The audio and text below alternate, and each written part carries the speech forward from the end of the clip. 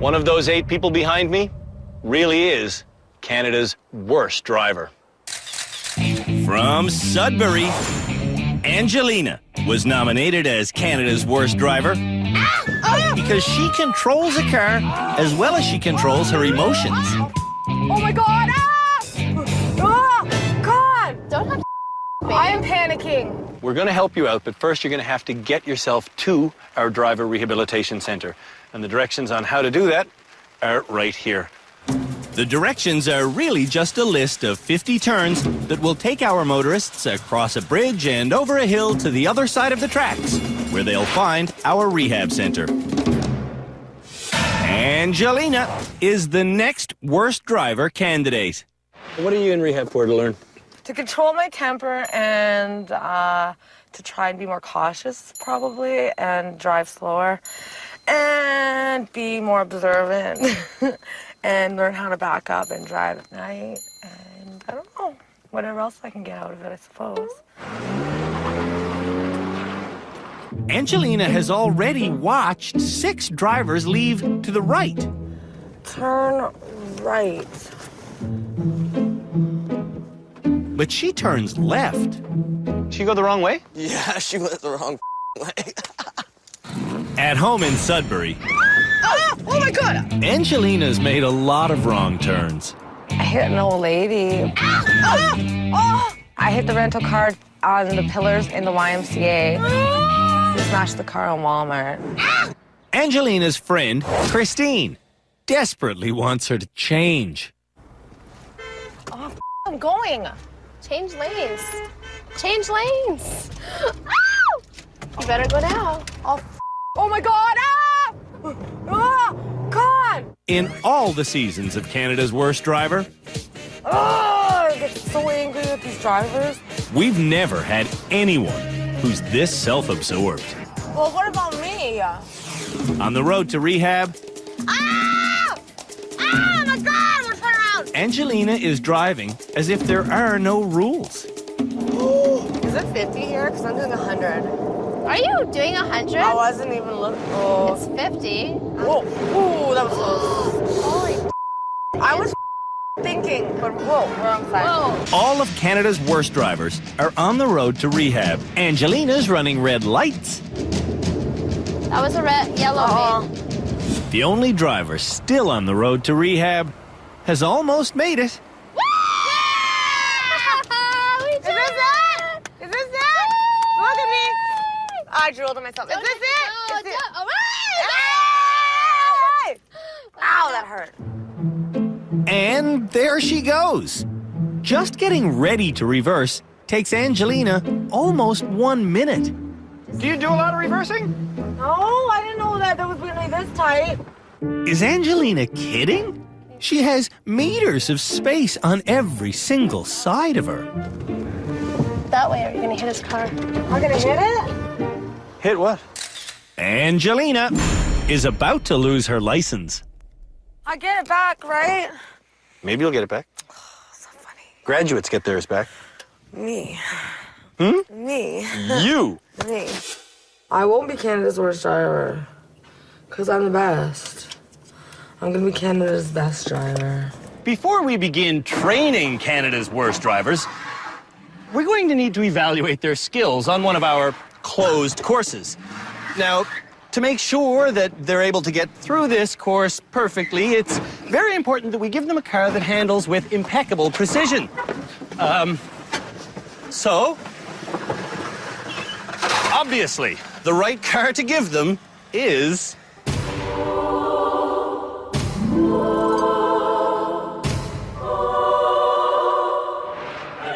a Rolls Royce.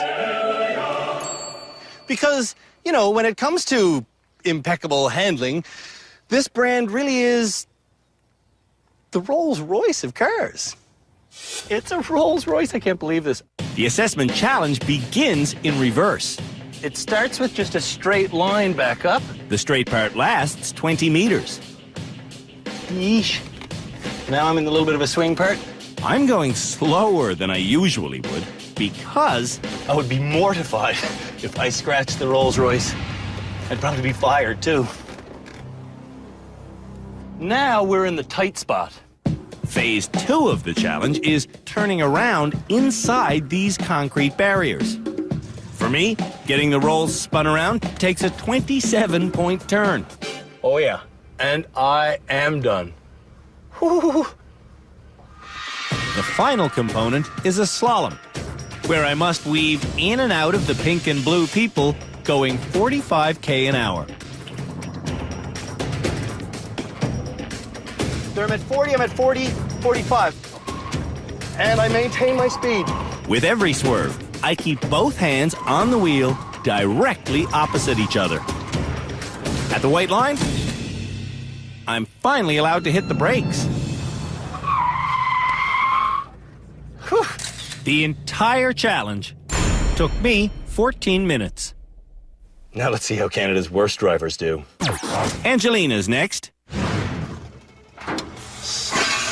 I'm like panicking. Okay, I gotta don't just. Oh my God! So there's a thing that bad drivers don't understand called front end swing. It's when you turn the wheels to the right and you back up, it means the front will swing to the left.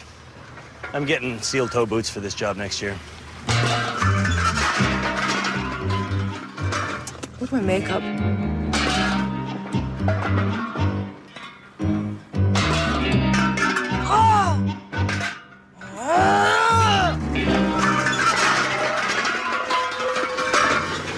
This way? No, This? yes, yes. Yeah, the other way. Holy. How does he expect me to pull into this thing? Oof. Oh! Once Angelina gets into the concrete box, I'm gonna lose it, man. she gouges the vehicle. Oh no, sorry. What should I do? Reverse?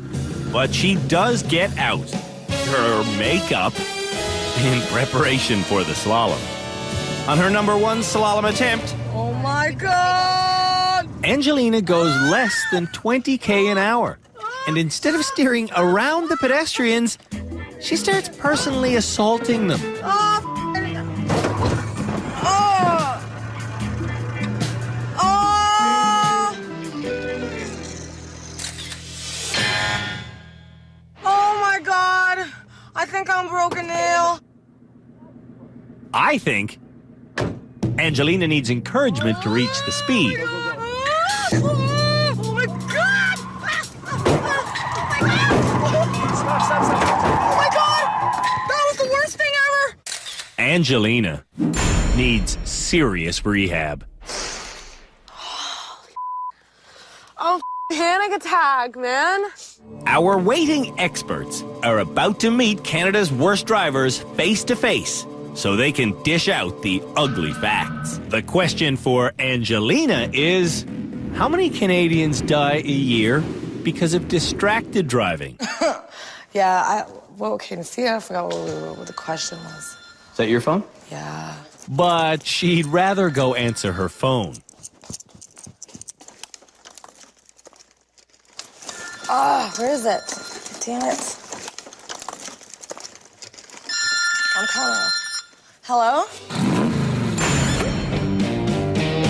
I'm Christine, and I'm nominating my friend Angelina for Canada's worst driver.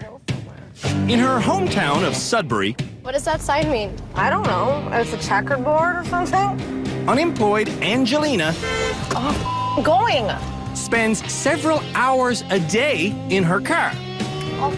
Oh my God! Ah! With that much driving, you wouldn't think she'd need this much help. Watch the road! I'm exhausted. I'm trying to do something.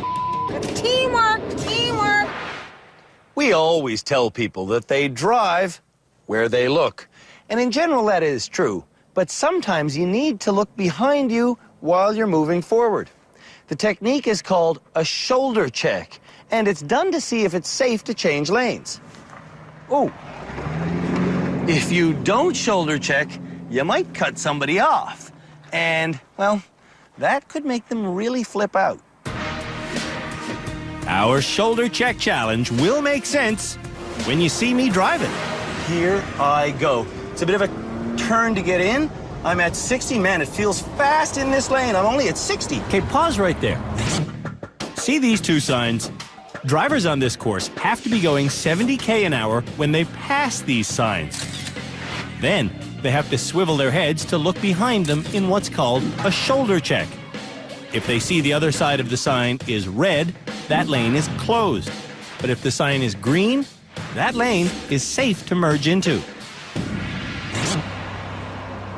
I check left is red, right is green, so that means I can go through here. Hey, that's not that bad, actually. I merged into the safe side, so I'm done. Now, let's see if Canada's worst drivers can figure it out. Angelina's up next. Hold on. This time, I got my pedal to the metal. we've turned both lanes to red. If Angelina levels off at 70, she'll have plenty of room to brake before the boxes. There's Am I 70? Yes, 70. Let go. Go, red. Red!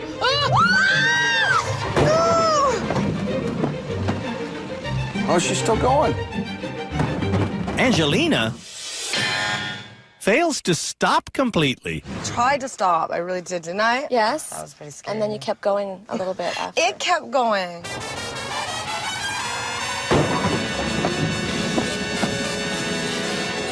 I stopped and the car kept going. I don't know. The next challenge for Canada's worst drivers is learning how to get going in a standard stick-shift automobile, one with a clutch. Their mission is to parallel park it. Aha! But not here. Over here on our super sandy off-road course, where it's kind of easy to get stuck. Just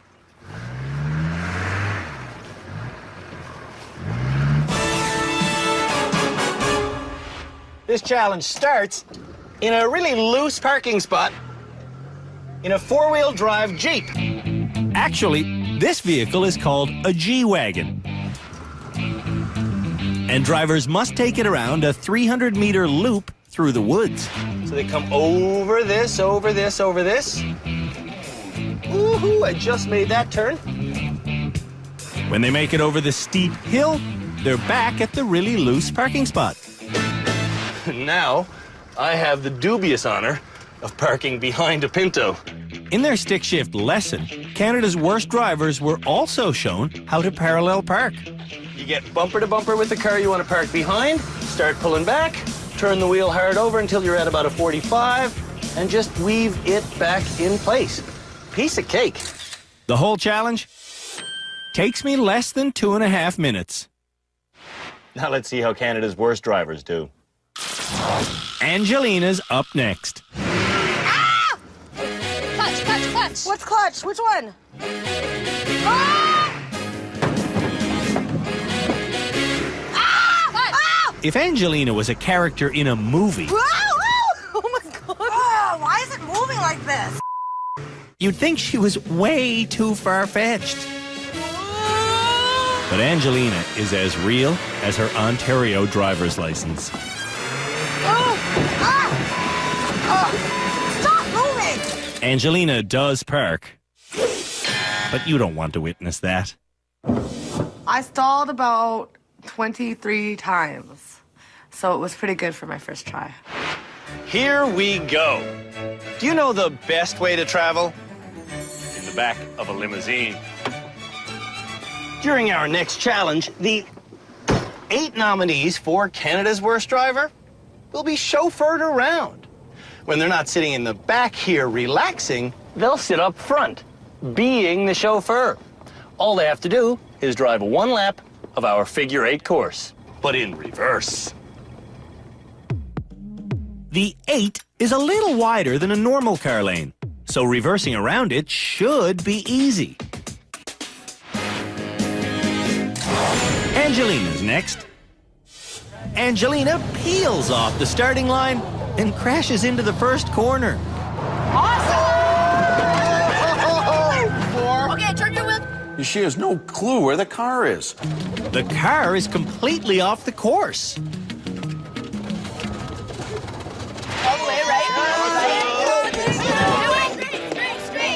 straight, Angelina understands.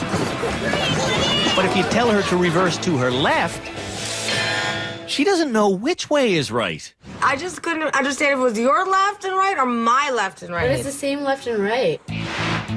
Mike Butt doesn't want to control this situation. You gotta tell me which way I'm turning my wheel. No, go straight, go straight. Okay, I'm going straight. Apparently, we're gonna have to work a lot on reversing this year. Jeez. With the ladies calling the shots. Left! Left! Left! I am! It's all the way over to the left! Mike is crashing, but not taking responsibility. No! You said start turning my wheel right! Left and left! Left! I'm going left! Are you crazy? Apparently! More left. Okay, one at a time! Jojo! Tell me!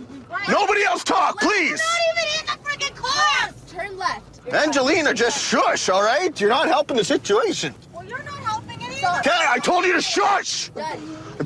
Driving! Stop. Like, I'm trying to drive. My name's Christine, and I've nominated Angelina for Canada's Worst Driver. Where's my sweater? In Sudbury, Oh my God! unemployed Angelina drives a lot. Oh my God! I need to drive because I hate the bus. Every day, Angelina has to go to the gym, grab a coffee, pick up cosmetics, visit her niece, get a burger, hit the tanning booth, and then go shopping. Why are you crying? Because I'm freaking out. With the reverse figure eight going so badly last episode, we thought it was only right to do it again. But this time, drivers will be competing against each other head to head. Or, actually,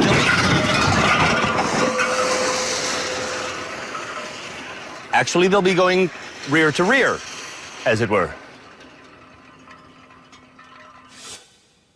At the start point, the two vehicles are head to head. But by the time Canada's worst drivers explore this full-figured challenge, their vehicles will end up rear to rear. Allow me to demonstrate. You ready, Philippe? All set. All right. Now, I drive backwards as fast as I safely can without ever leaving my lane. But the other driver is in the same lane, which will create a problem for all the bad motorists. Eventually, they're going to have to pass the other vehicle. And to do that, there's not enough space except for one spot on the course. And that magical spot is not right here. I think we have an issue. Clearly. To resolve it, Philippe and I get out and find the slightly wider passing zone. I'll take the inside. Okay, I'm there, you're there. Piece of cake. Fair enough. Yep. When we get both vehicles to the correct area, Oh, I do need to reposition. Just hold still, Philippe, hold still. No problem. a little bit of patience gets us past each other.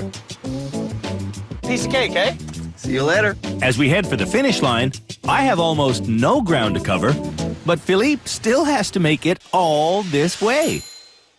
Ha ha ha! I just beat Philippe, our high-speed expert, in what's not a race. It's a driving experiment and a challenge that's going to make Canada's worst drivers better at reversing. I'm done! 45 seconds ahead of Philippe. What a slowpoke. Yeah, I guess I'm gonna retire soon. Yeah, I would guess.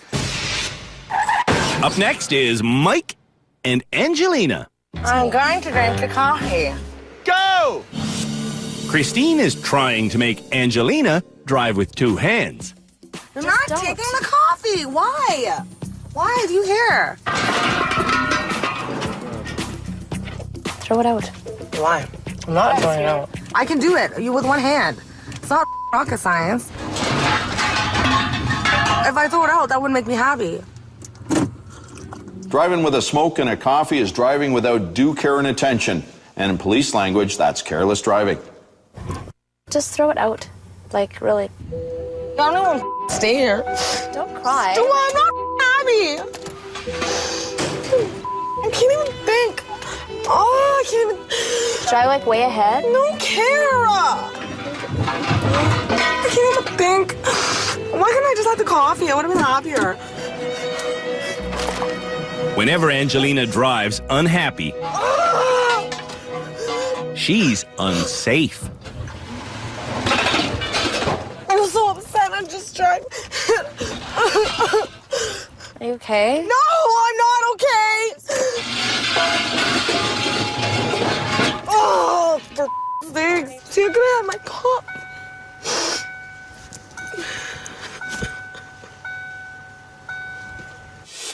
I'm surprised there hasn't been a string of serious crashes in Sudbury with her driving around.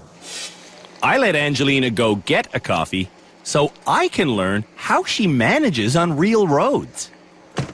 So does she crash into all kinds of stuff in Sudbury? Yeah. And then just drives away in hopes that nobody finds out? Yeah. Meanwhile, Mike's perseverance brings him to Angelina's bumper, far away from the passing area. I think we might be able to pass over here. So I gotta get all the way over here. Angelina isn't moving. I hate this stupid game. Do you think you should quit driving? No. Angelina is literally an emotional wreck. I just finished the reverse figure eight with Mike Butt, and it was stupid. Do you know what these road signs mean? Last year, the province of Ontario manufactured 73,000 road signs at a cost of $3 million. But if people don't understand what they mean, they're not getting the information they paid for.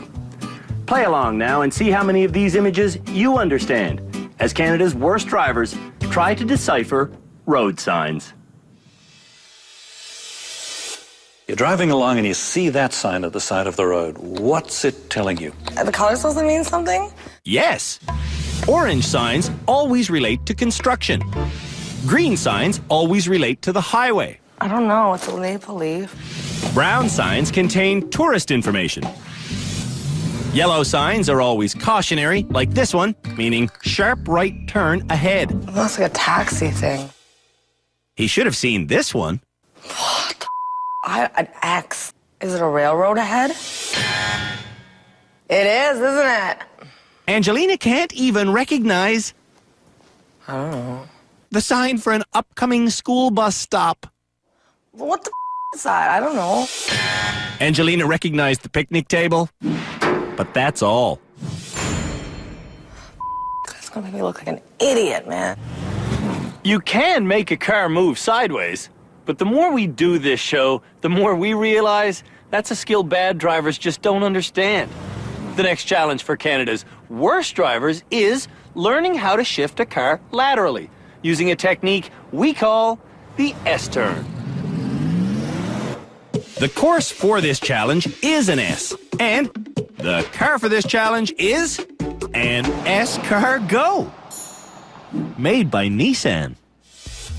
The goal of the challenge is to make the S-Car go around this S of cars while facing forwards. It's strange, but what's even stranger about the S-Car Go is that there's no steering wheel on the left-hand side. It's a right-hand drive. It doesn't really matter which side of the car the wheel is on because the principle of making a car move laterally is still the same. I want to slide to my right, so I do an S-turn. I go to my right as far as I can, about halfway. Then I go to my left as far as I can. And I stop. To slide even farther away, I do another S-turn in reverse. I go back as far as I can, halfway. Then I go to my left and I back up as far as I can, all the way. Now, it's simply a matter of repeating the process. It's a little bit time-consuming, but it's how you make a car move laterally. When drivers can go forward into that next part of the challenge, they're ready to slide the other way. This time, we do it to the left. Slithering through the entire back-and-forth course, just look at this S-Car Go. Takes me 27 minutes. Now let's see if Canada's worst drivers can figure out how to make a car move laterally. Angelina spends the first 5 minutes going forwards and then backwards in the same spot. Absolutely nothing is being achieved here. After 15 minutes, she's getting bored. So you get the concept now, though? No. And after half an hour, Something.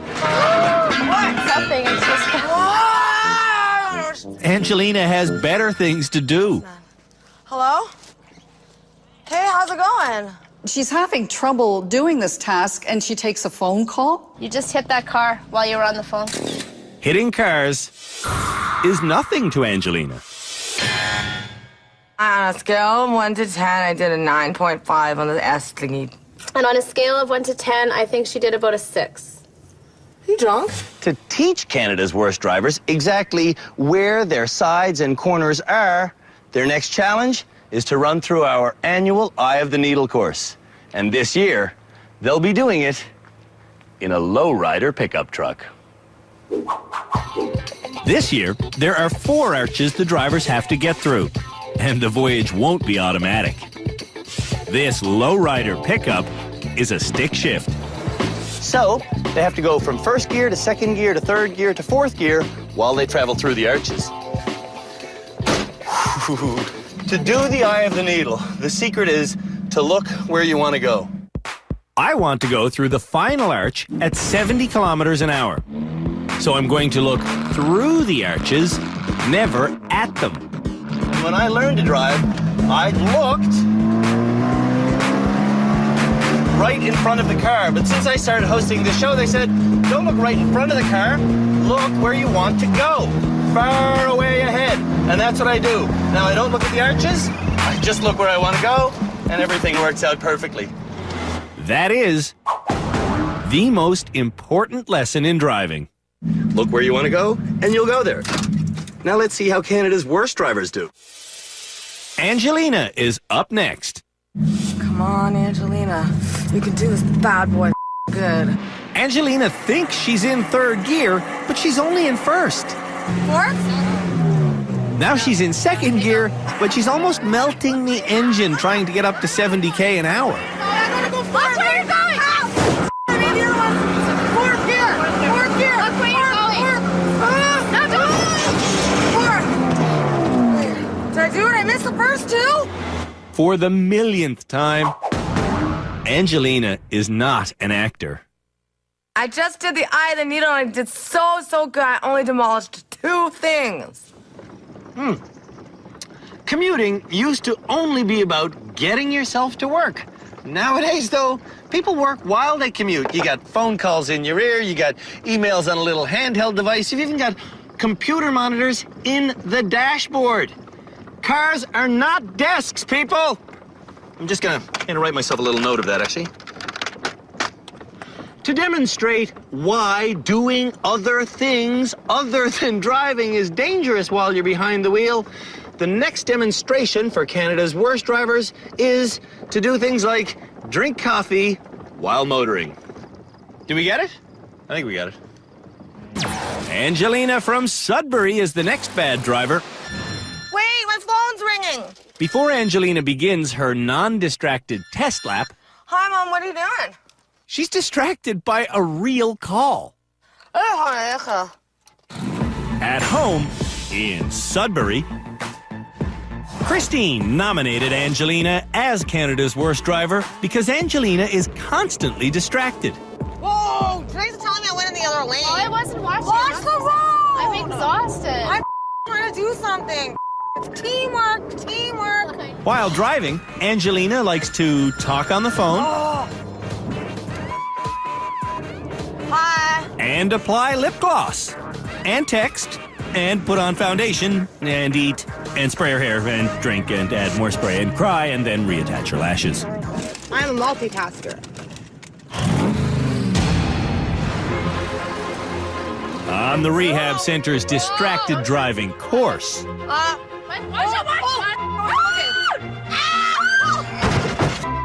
Sorry, man. Angelina takes another real phone call. Hello? This one's from her boyfriend, Andy. Oh, hi, Andy. I'm driving on a stupid course. Oh, can I have a drink of that?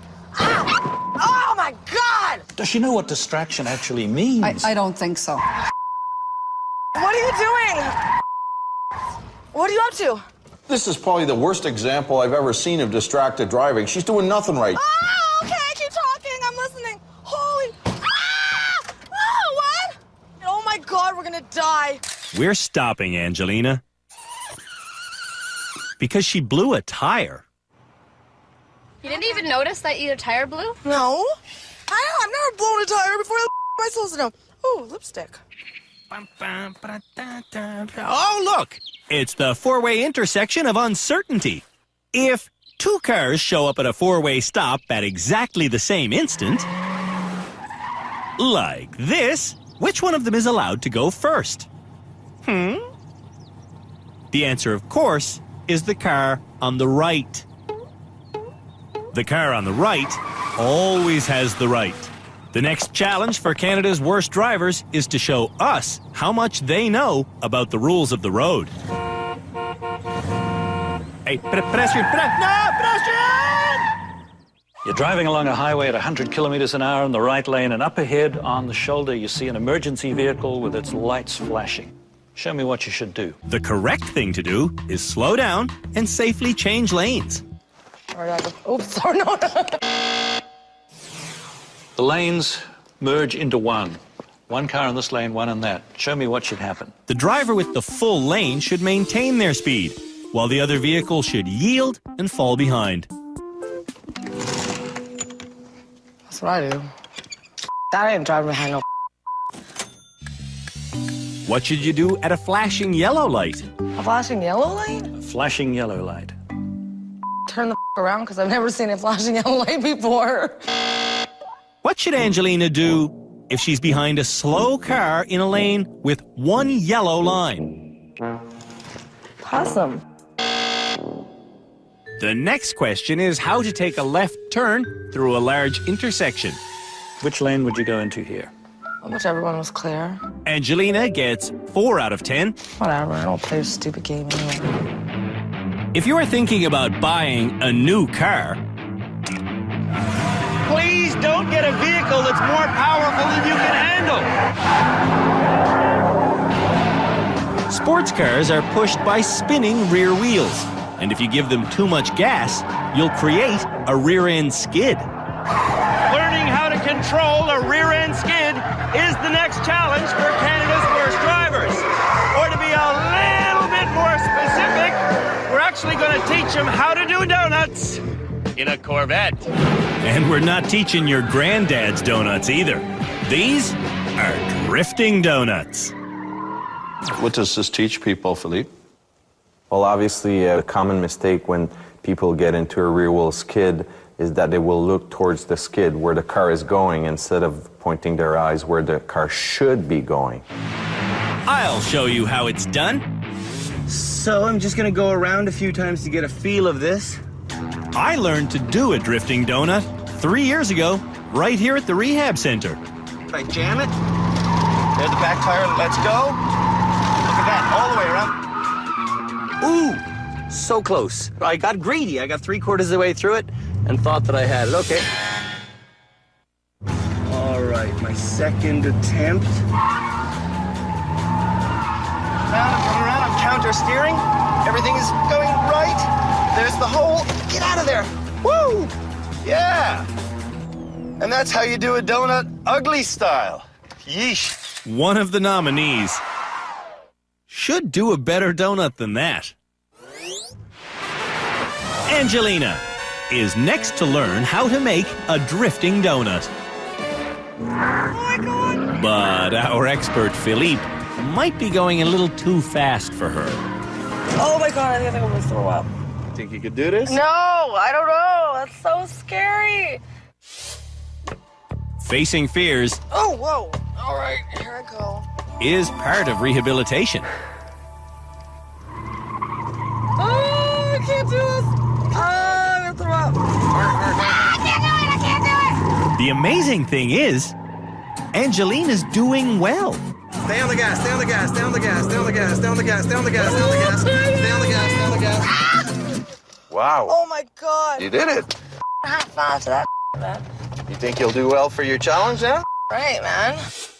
The challenge is one drifting donut around our donut. How'd you do? I did great, actually. Really? Yeah, it's a donut. We went 110 kilometers an hour in a circle. Any dumbass could do that. Any dumb person could run into the donut. Oh, no, hit the donut! Trying to drift around the pastry, Oh, yeah, let's rock and roll. Angelina's forgotten her lesson. Oh, no, not the donut. Not the box, not the box. I can't remember what he said. I can't remember what he meant. I can't remember how to, oops. Driving the other direction All the way down. doesn't help. This is a lesson that could save your life. If your car starts to slide, you gotta look where you want to go. Oh, I'm doing it! Okay, no, yeah, you're just steer. Angelina blows 38 attempts and then a tire. Sorry.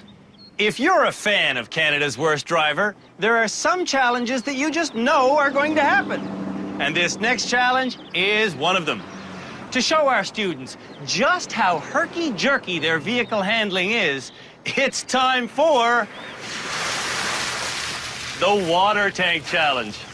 And if I look nervous, it's because I fear that I'm about to take a bath. For the water tank challenge this year, we're using the Rolls-Royce. That Rolls-Royce is a smooth, comfortable car to drive. This really should be an easy challenge. All right, this course starts with 200 liters of water on the roof. And that's why I'm driving slowly.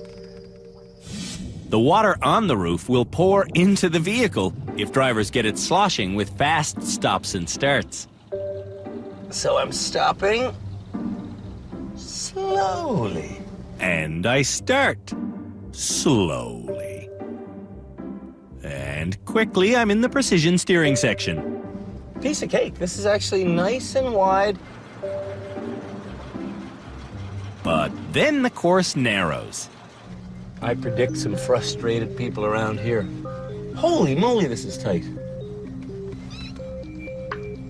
Oh, you need to butter up the vehicle to get through here. After the tight section is the speed component. We're asking drivers to get up to 30K an hour on this straightaway. A smooth acceleration moves all the water to the back of the tank and holds it there until I slow down.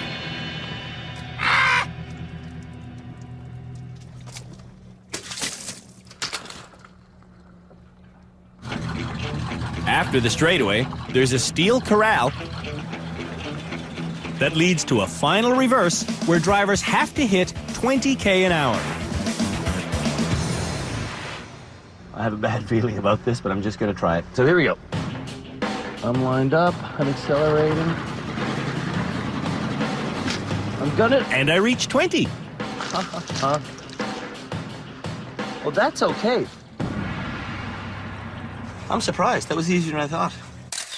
On this course, I did pretty good. And if this is pretty good, I hate to see how Canada's worst drivers will do. Angelina has the same problem. She's like very hard on the pedals, but she has this So when you drive her, you get nauseous. How do I put it in drive? Oh, is it a drive?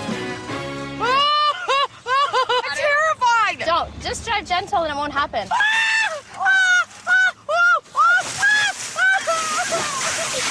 I'd like to tell you that the point of this challenge is really soaking in for Angelina. This is about your focusing issues. I know! But I'm starting to worry that Angelina's incapable of good focus.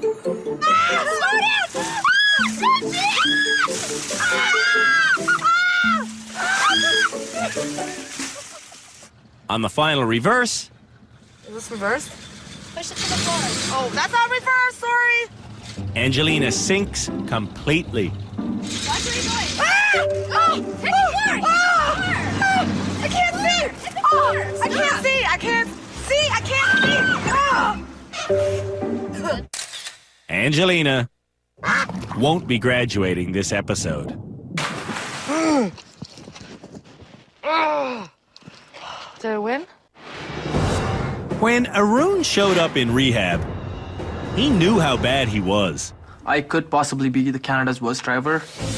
But the rest of the drivers were downright deluded about their skills. I am not Canada's worst driver. Angelina probably is, though. You can't even think about being Canada's worst driver because it's just unfathomable. During this episode, everyone failed the donut challenge and the smooth driving challenge. And that has made everyone rethink their skill level. Do you deserve to graduate this episode? I guess not. No. No. I'm just scared I drive really bad. Really bad. The next Canada's Worst Driver candidate is unemployed Angelina, nominated by her friend Christine. I hit an old lady in a car. When we met Angelina, she almost hit a young man on a motorcycle. Oh, I almost turned into that. Oh, idiot, my God. To make Canada's worst drivers learn how to move around in thick traffic without hitting other vehicles, we're going to put them all on the same oval course at the same time. Aside from avoiding each other, their mission will be to pass me twice. Now that sounds easy until you realize that I will be driving our big stretch limousine.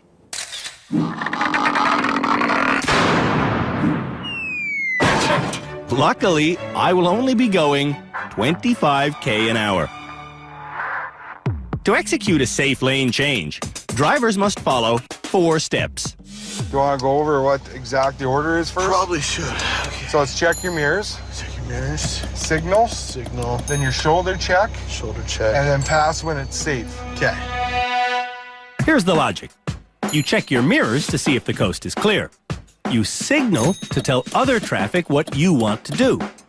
You shoulder check to make sure the coast is clear. Then you change lanes. Mirrors, signal, shoulder check, change. Angelina is panicking. Okay, check my mirrors. Signal. Am I signaling? Whoa, whoa, whoa, whoa. It's not smart to change lanes without following proper procedure. Don't hit Angelina. Whoa, don't hit me. I checked it and I drove, okay? Don't hit me, everyone. He's like right in your lane. What are you doing? He didn't even look over his shoulder. Oh my God. Okay, let's see. Check. Oh, wait. Mirrors. Okay. I don't know. That was bad. If drivers do an incorrect lane change, Okay, that was incorrect. How's that incorrect? the guilty driver has to lap the limo 1 extra time. Back on the track, Angelina is checking over the wrong shoulder. Don't look there. We're already in this lane. Angelina doesn't seem to understand that the shoulder check is in the direction you want to go. She'll often look in the wrong direction. If you're in that lane, you don't have to check that side. You're only checking the side that you're going into. I don't think it's a bad thing to look over there. Looking is a good thing. I know, but you're taking your eyes off of where you want to go. I'm going to pull off the course, and I'm going to see if Angelina realizes. Mirror signal, shoulder pass. She should be checking her mirrors to see where the other cars on this track are. If she's looking, she'll realize that I am gone. Mirror signal, shoulder pass. Mirror signal, shoulder pass. Mirror signal, shoulder pass. I can't even. Where's the limo? She's looking for it. Is this a joke? Where's the limo? What the? How does the limo disappear? I'm gonna be Canada's worst driver. That's exactly what Mike Butt said. Keep your comments to yourself, because I'm trying really hard. Getting lost while driving at night is it's a scary feeling. And it's the next challenge for Canada's worst drivers. If you ever get confused motoring around in the dark because you're lost, just remember to find some help. Because as soon as you find help, you'll see the light and you'll realize, hey, I'm in the same world I've always been in. 33 kilometers away from the hotel where Canada's worst drivers are staying lies this desolate garage. We brought their own personal vehicles here. Now, the bad drivers are here too. Except they got here by bouncing around in the back of a blacked-out van for the last hour.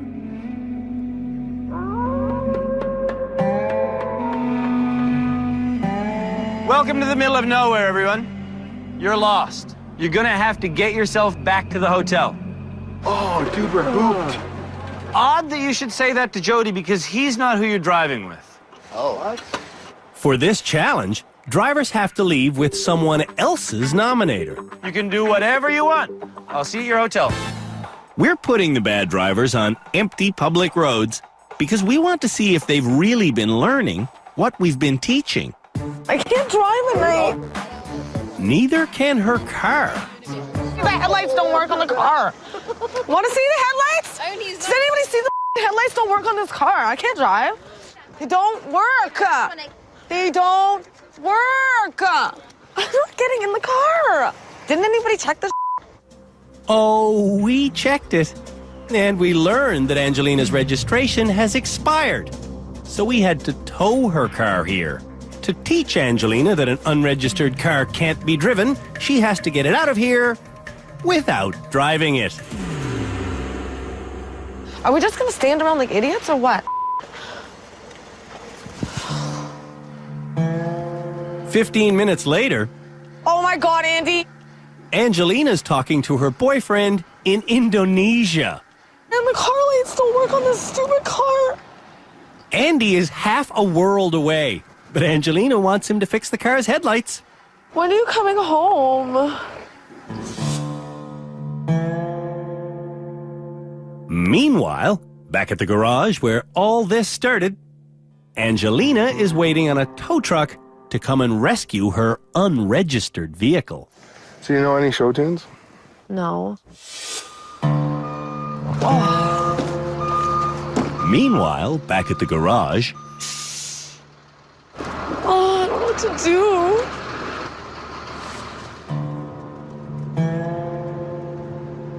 meanwhile, back at the tow truck, This night driving was a stupid idea. Who drives the night anyway? Dumb drive. for someone who got a ride, Angelina isn't very thankful. I'm traumatized once again for life. I didn't even get to have a sit down and relax. Now I'm gonna have to go to bed. Oh, so traumatized. When Canada's worst drivers showed up in rehab, every single one of them said they never, ever, ever use the handbrake.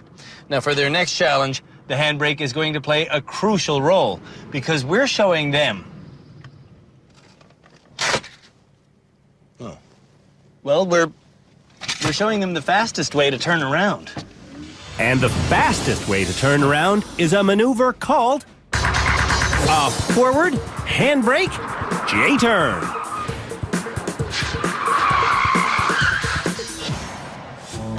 For the challenge, I have to do a J-turn around an innocent bystander. It's such a small little confined looking space. I actually fear that I'm gonna goof this up. But let's try. I'm gonna put it down so I get up to 50 really fast. I'm at 40. It looks tight, but there is plenty of room for me to safely steer around myself. Holy smokes, I did it! Ooh, ooh, ooh, ooh, ooh. I'm a better driver than I think. But how good are Canada's worst drivers? We're about to find out if nerves affect them. Angelina, we'll forget how to do this in 3 beats. Okay, 1, 2, 3. 30, 40, 50. Drivers will get 5 chances at this. Tell me when it's Okay. 50. 20, 30, 40, 50. One. Pull it! Are you doing it? Oh, So you just no. gotta get around I don't know over why. there. Angelina hit her brake pedal, and lost steering control. I forgot everything. She sure did. Oh my God! I let go. The steering's gone completely out the window. You know, I think she's just jerking the steering wheel. She's not focusing. She's not looking where she wants to go. I'm beginning to get paranoid. This is Angelina's 5th and final chance, and she's relying more on hope than vision. 50. Wow. Oh no! Angelina's world is upside down. I don't know why this keeps happening to me. You don't know why this keeps happening to you? No. It's got a lot to do with your steering. Really? The Driver Rehabilitation Center exists to prevent road tragedies. Today, one of the bad drivers here experienced a tragedy in their family. Crystal's brother-in-law was killed this afternoon while riding his motorcycle. I don't know what happened. I honestly don't know what happened, whether someone hit him, cut him off, or someone went to a red light, or what happened. Crystal is going home. I learned some stuff, though. I learned how to parallel park. I learned how to drive backwards. And will never, ever text and drive again. Never, ever text and drive again. Driving is a privilege. It's not a right. And people should be very careful when they're driving, and they should be aware of their surroundings. Absolutely. Always. It's not just you on the road.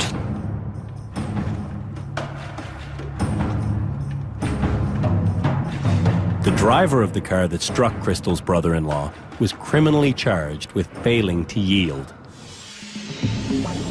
Failing to yield is a charge that covers many moving violations, including running red lights. In fact, we've seen all of Canada's worst drivers do some variation of failing to yield. Oh, that's yellow. It's unaware driving like this that kills motorcyclists. In Sudbury, Angelina has a driving certificate. I went to driving school too. Did you really? I didn't know. Yeah, I went to driving school. Why do you guys find that so laughable? Christine knows that her best friend is out of touch with her car. Oh, I'm going.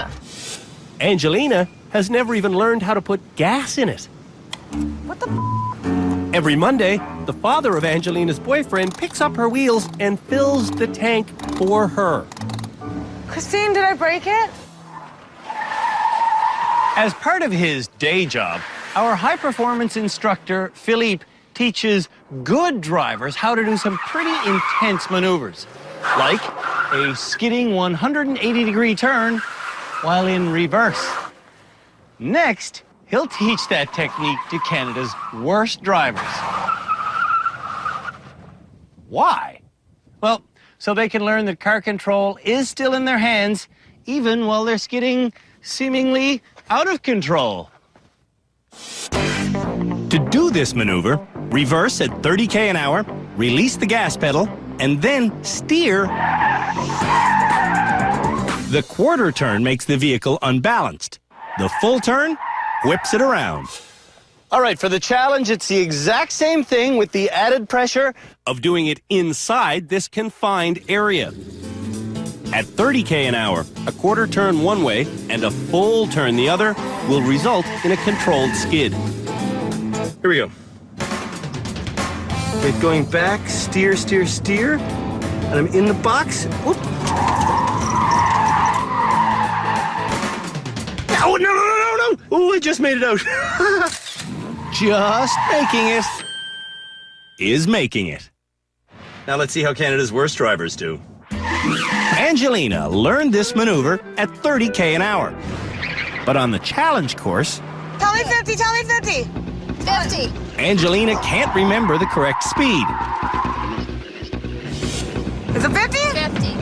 Oh my God! 50.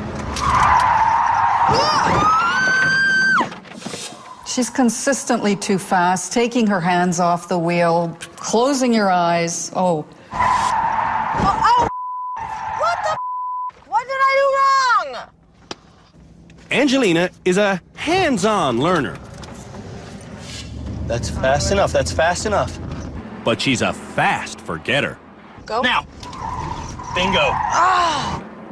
That is a perfect reverse spin. Oh, thank God. Angelina needs constant tutoring. I like to learn things. And you know what? I swear, you know what? Show me and I will see it. Tell me and I will hear it. And then follow me and I will understand. And that will be my new motto.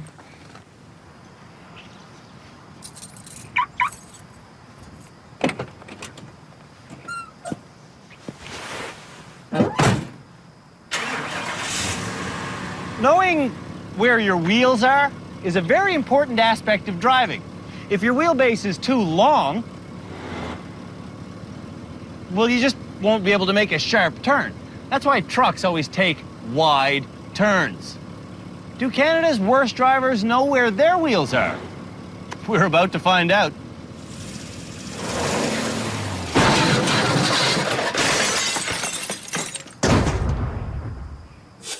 To show us they know where their wheels are, drivers have to stay on this concrete course without letting a single tire touch the sand.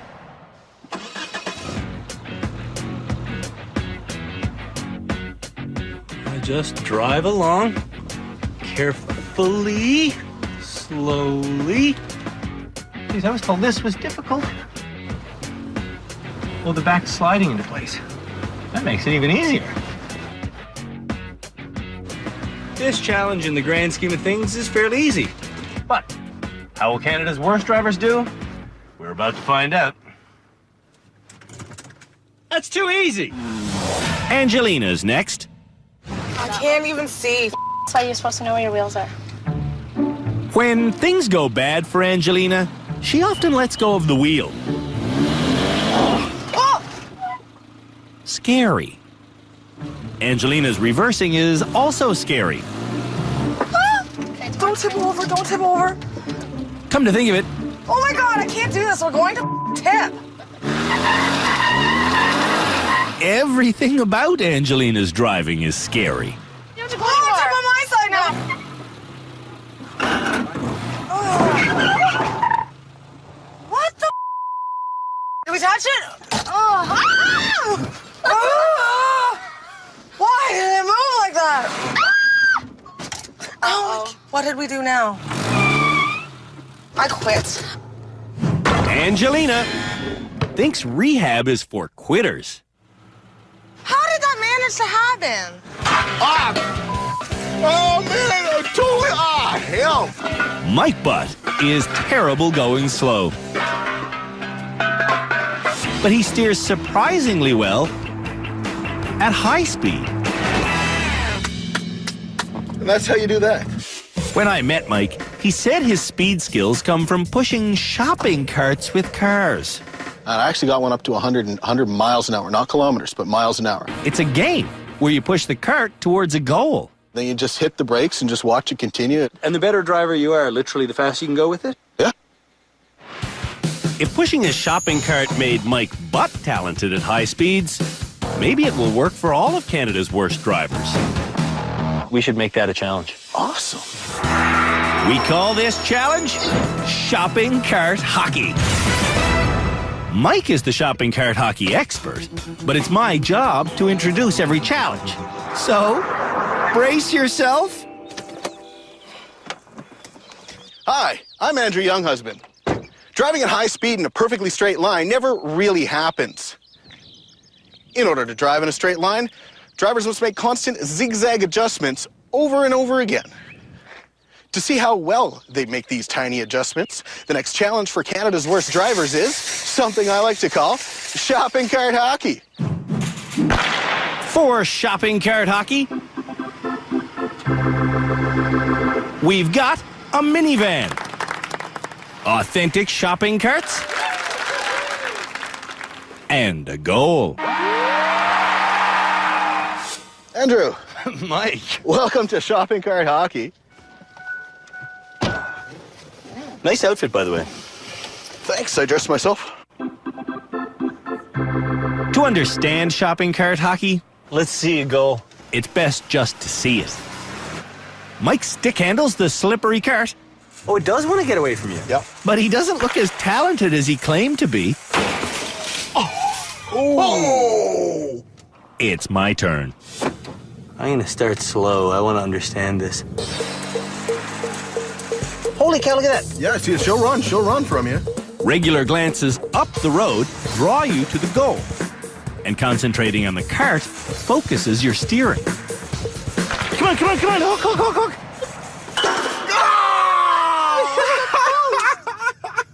You know what? I think this could be a great challenge. You have to be smooth.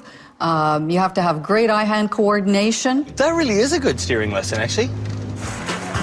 When Mike goes again, he seems to have regained his bragged-about brilliance. But And then brake right about here. he's off by a hair. Oh, ringer! On my next try, Oh, she's running on me, but if I can push her back. I get the cart under control and... Yeah, oh no, you're gonna get it going. Come on.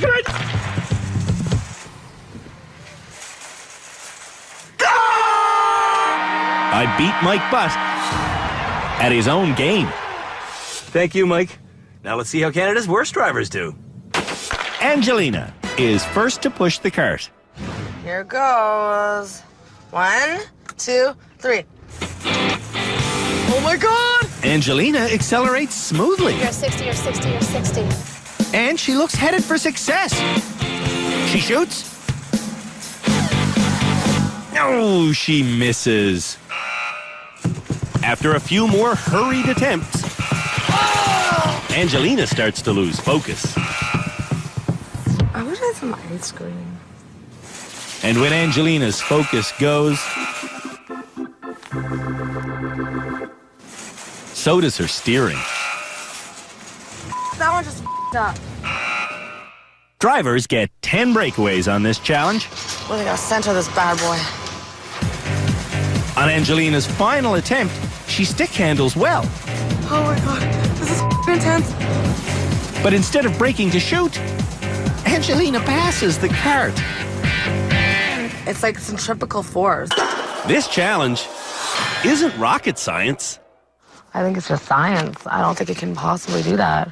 Good thing we're on Discovery Channel. You heard it here first. Angelina failed this challenge due to... Physics. It's not my fault, it's science. It's time for one of Canada's worst driving facts. With an ordinary driver's license, you can hop into a big, powerful pickup truck and pull a trailer that's actually pulling another trailer. Madness! But it's perfectly legal to go out in a 23-meter-long double-jointed caravan. And guess what? Doing that is exactly the next challenge for Canada's worst drivers. For the challenge, we've added a puzzling second trailer.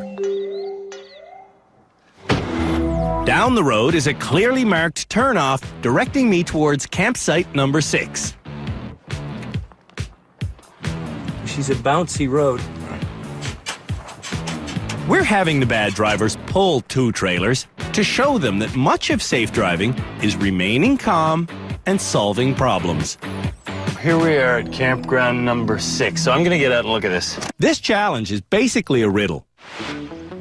Drivers have to figure out the smartest way to park the truck next to the entrance, the big trailer in the middle, and the small trailer in the farthest corner.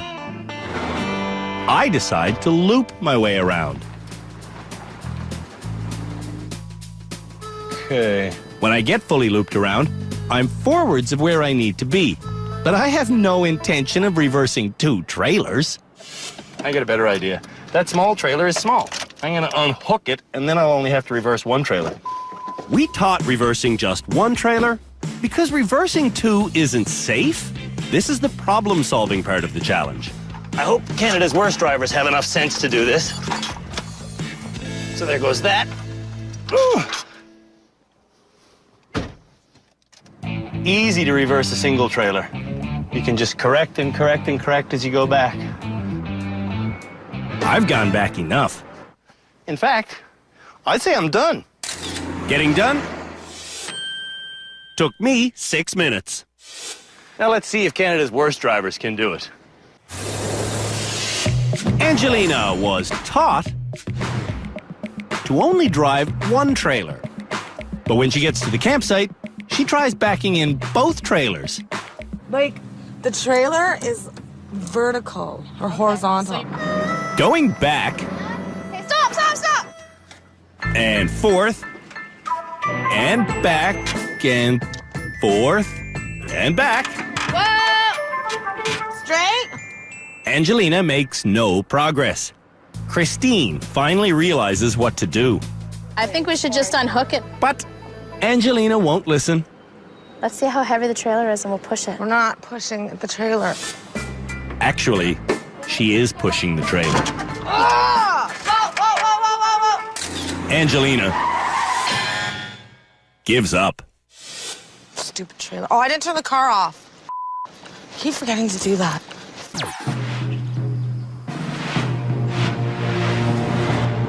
The nominees for Canada's Worst Driver are all getting worried that they might end up in our final episode.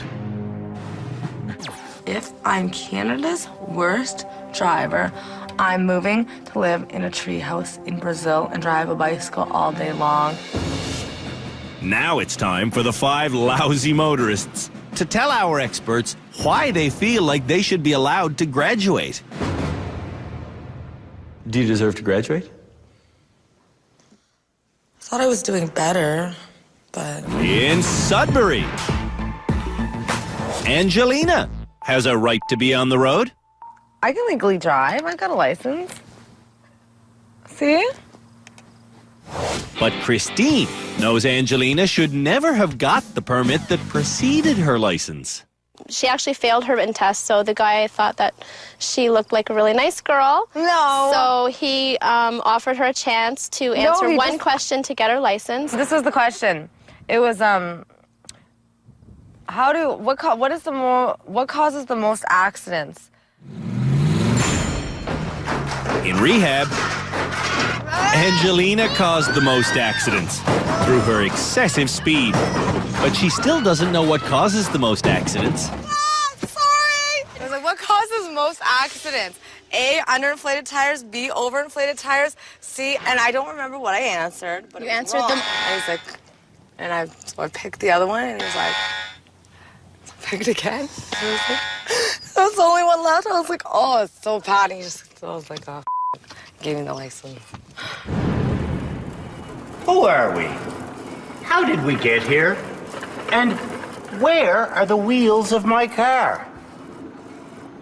To teach Canada's worst drivers where their wheels are, we've created the simplest course of the entire year. The goal is keeping your wheels on the concrete track at all times. This challenge was born because in our last episode, we used this same style of course, and it went so badly that we thought we should bring it back. But this time, it's in reverse. The important thing is setting your mirrors. If I move my wing mirrors good and low, I can see my wheel and I can see the concrete. The straightaway is just as easy as it looks. But to make the right turn, drivers have to hug the right side, allowing room for the front end to swing left.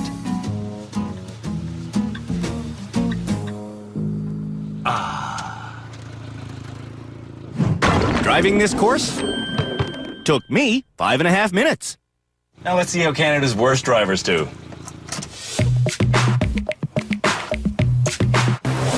Angelina adjusts her rearview mirror.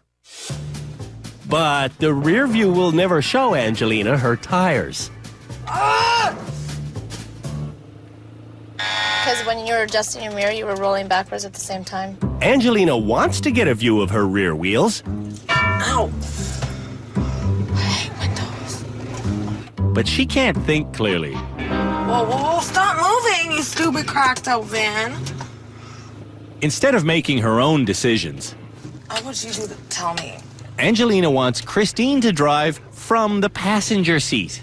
I just don't know what to do. She doesn't know whether to steer left or right. She doesn't seem to even understand it. I don't want to fall, so which way do I turn the wheel? Like, I can tell you all I want, but I mean, you have to really understand too, you know? After a few sad looks, So hard for me to drive the car from this side of the car, you know what I mean? Christine gives in and steers for her friend. It's a move that does nothing for Angelina, except encourage her to keep giving up. I'm not supposed to be driving for you. I'm so frustrated. I drove it from the passenger side. I know, it's so frustrating. Christine isn't a passenger. She's an enabler.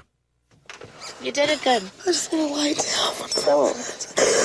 I feel Uphill starts are the hardest thing to do in a standard manual stick shift automobile. So, for their next challenge here at our rehab center, we've created a course that's entirely uphill. Now, to pass this challenge, Canada's worst drivers just have to show us that they've become well-balanced. The contraption is called a gimbal. The truck is a standard stick shift. The bad drivers learn to operate a machine with a clutch. Back in episode 2. Come on, truck. Woo! Not coasting off the platform will teach the bad drivers precise footwork. Now I'm gonna go this way again. Oh yeah, now I got room to play.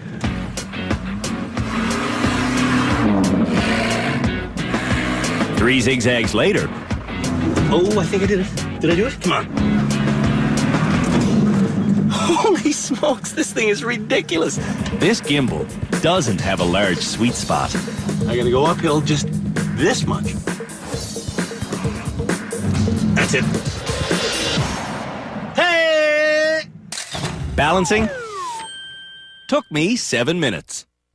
Now, let's see if Canada's worst drivers are able to figure out the gimbal. Angelina has a problem with stick shifts. Oh, no! Angelina's shoes are a problem for Philippe. It's very hard to get a feel for the clutch. A task like this for her with those shoes it's impossible. Angelina starts What was that? in her usual state of mind. I'm like completely about to panic. Give us some gas. Come on, whoa! Oh! I think you're good, I think you're good. Am I on it? Just like Philippe predicted, What the f? I'm not doing anything. Angelina's shoes are inhibiting her driving. I can't even get my foot off the Do it brake. quick. See, I can't do it. It's impossible. Whenever Angelina says something is impossible, Oh, you're in first, you sucker. Move in first. she usually gives up. What the? She needs to learn to stay calm. Hey, whoa! I hate this truck. I hate everything with wheels. Fly planes from now on. Angelina is hopeless. This is ridiculous. There's no way to do it. Christine encourages Angelina to quit. If this is stupid. I quit. Angelina has quit half a dozen challenges in rehab. Stupid car. Ugh. It's impossible. It's literally impossible. To get out of a really sticky situation involving ice or sand, a normal two-wheel drive car just doesn't have enough power sometimes. That's where four-wheel drive comes in. The next challenge for Canada's worst drivers is learning to handle an intimidating four-wheel drive machine. This is it. Welcome to the four-wheel drive challenge. On this course, you sometimes can't see the road below you because the drop-offs are so serious. If drivers panic and turn the wheel sharply on these drop-offs, they could flip the vehicle over. But if you just take your time, everything will be fine. If successful, they'll learn the importance of precise handling, and they'll pick up some much-needed confidence. Through this gate, look and see where number 2 is, over there. There's not much else to get on this challenge. Oh! To pass, drivers just have to stay safe and get through 8 consecutive gates without hitting anything. If drivers can handle this powerful beast in such hostile terrain, Downtown Toronto traffic should be easy for them. And I don't know if you know this, but downtown Toronto traffic is where we're going next episode. Right now, I'm going to the final gate. Yes, piece of cake. I finished the off-road course without doing any damage. Now, let's see how Canada's worst drivers do. Angelina is a little more fragile than Mike. I hit my head. Taking Angelina to the start line, Seatbelt isn't tight. Oh my God, that's why. Mike is way too aggressive, and Mike desecrated our flag. Angelina is trying to stay calm. Yeah, I'm having really bad anxiety. I'm gonna have a panic attack. Okay, try and breathe and calm down. It looks dangerous. When Christine calms her down, Just tell me what to do, and I'm gonna do it. Mike gets tense, and Angelina gets cracking. I'm really scared to go over this hill, man. Angelina faces her fears. Then I'll go up fast. she creates fear in Mike and Christine. Ooh.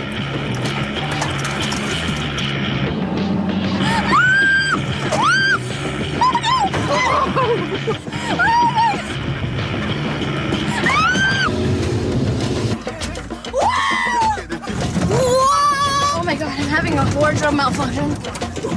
Oh, watch your head, watch your head. I'm trying. Whoa! Mike's head stays on, but the number 7 sign doesn't. Sorry. Terrifying passengers comes naturally to Angelina. That was easy. If you're driving a car and something suddenly appears just a few meters in front of you, do not lock up the brakes, because you will skid directly into that something. Let's demonstrate now, shall we? Man, that always freaks me out when that happens. Let's explain exactly what did just happen. When you lock up the brakes like that, the wheels stop rotating, and you, as a result, cannot swerve. Swerving and avoiding is the next challenge for Canada's worst drivers. And, well, lucky for them, they're going to get a lesson on how to do it. That poor guy didn't get a lesson.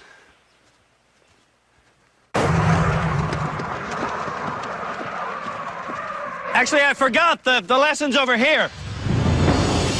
Yeah, and the swerve and avoid lesson will be taught by Philippe Letourneau. All right, let's do this. We're driving along, and then, whoa! Stabilize and then stop. Okay. It looks simple, but going 50k an hour, Philippe swerved without putting his foot on the brake. If you brake and steer, you're upsetting the balance of the car, and you're taking a big risk of spinning the car. And do you take your foot off the gas? Yeah. Taking your foot off the gas instantly slows the car. We've talked about that in Because the previous car will shows. lurch forward? Exactly. Therefore, giving you more grip with the front wheels to be able to steer. Okay. Yeah. It's my turn to drive. I'll go 50k an hour and swerve when Philippe tells me to. 40, there's 50. 50 seems so casual.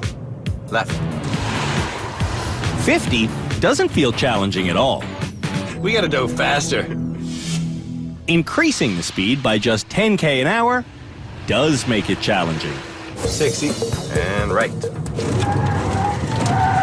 Ooh, feel that thing get out on me. The difference of that extra 10k an hour is massive. People don't realize, you know, like if there's a speed limit 100, a lot of time people will cheat. They will go 110, That's 120. right. The more speed you add, more risk you're taking. No kidding. Angelina finally has proper driving shoes. They're comfortable, like I've never experienced. Since arriving in rehab, Angelina has worn a parade of super high-heeled shoes. Ow, my foot slipped. Foot slipped right off. Ah! My shoe. And many of those pumps Oh, sorry, my foot was slipping off my shoe. have gotten caught underneath pedals. Oh, whoa, whoa, whoa, whoa, whoa. My foot got stuck under the pedal. I've begged Angelina to get some thin-soled driving shoes. I'll go buy them, I promise. Today, Angelina finally has sneakers that will let her feel the pedals. And they're black, so they go with everything. On the challenge course, 1, 2, 3. Will the shoes be a magic solution? 60, 70. There's the car. Oh! Oh! I got it. Well, I hit something. for her next classic hit, Do not hit the brakes. 60. Do not hit the brakes. Angelina sees the car and is drawn to it. Oh! I think my problem is I'm just focusing on the car. I think because it's bright red and I'm like, oh, my eyes just goes to it. Oh, I gotta stop doing that. On her next trip, Ready? Angelina doesn't look at the car or anything else. And I close my eyes. Angelina wants me to understand that she is taking steps in the right direction. You gotta see my new shoes I got. Are they nice? They're orthopedic. And what's the difference in terms of your driving? I'm still bad. Okay, I'm at 70. Come on. I didn't. Oh, sorry, guys. Angelina doesn't feel her new shoes are helping. They're real fun to jump and play around with. I was gonna climb trees and like a 4-year-old. I don't find them make any difference. I don't feel the pedal. I never did feel the pedal like I'm supposed to feel the pedal. I don't want to be Canada's worst driver. This sucks and I hate being here and I want to go home. All the bad drivers will now face our experts and make their case for graduation. Angelina thinks she might be the absolute worst. Do you deserve to graduate? No, I don't think so. No? No, I don't feel that confident. I don't know. Sometimes I'm doubting myself. I'm beginning to think I'm Canada's worst driver. When we met Angelina in Sudbury, she was always racing to do her makeup, which always needed redoing because I'm freaking out. she was always crying. I've never been down this road in my life. In rehab, Angelina's panic-induced tears flowed so often, she quit more challenges than she passed. I quit. Angelina is Canada's worst driver, according to Christine, her best friend. For their opening challenge in this final episode, we'll see if Canada's worst drivers have learned to reverse properly. We call this course the Serpentine. Basically, it's a giant snaking slalom done in reverse. And to make it all the more difficult, the drivers have to go up and back in less than 30 seconds. I'll show you how it's done. I begin well, but each turn starts getting a little bit wider. Yeesh. Oh, I'm going too fast. Come on. Turning around the top person is the make or break part of this course. Clumsy around that lady. Ah, I'm too wide. Come on, you're listening. My driving is about as smooth as sandpaper today. But even with my herks and jerks, I head for the finish line with seconds to spare. Stop without hitting the sign. Time. It's time for Canada's worst drivers. Are you Canada's worst driver, Angelina? No. Angelina's next. I'm really scared now. You can do it, Angie! Can she do it? We'll know soon enough. Not bad as a start. Ooh, actually, I take that back. Oh my God, I'm an idiot. For her next trick, Angelina picks up the woman she knocked down. If she keeps doing that, she's gonna damage something. Oh my God. It's mayhem. Mayhem is more subtle than this.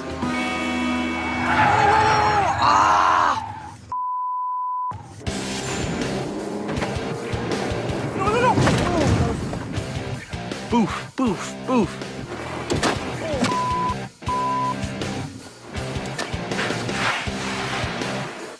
Angie. Dragging bodies as she goes. When the body pops free, it severs the transmission line. Translation? Angelina killed another car. Sorry. But it could be to her advantage because the replacement vehicle has peppier steering and is faster. Do I have one more try? One more. Shooting for 30 seconds or less, Angelina looks good. Until she spun herself entirely around. Angelina might be Canada's worst driver. But I did good. It was so negative.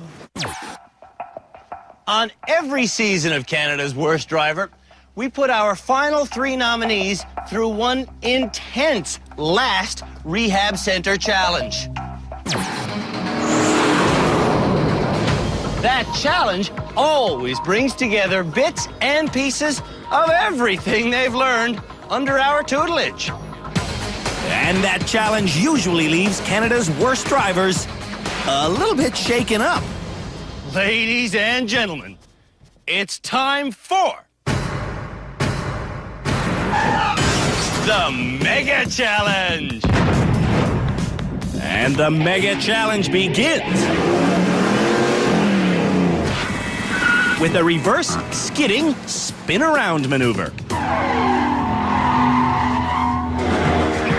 5 days ago, the bad drivers learned to do this by reversing at 30 an hour, then steering a quarter turn one way and a full turn the other.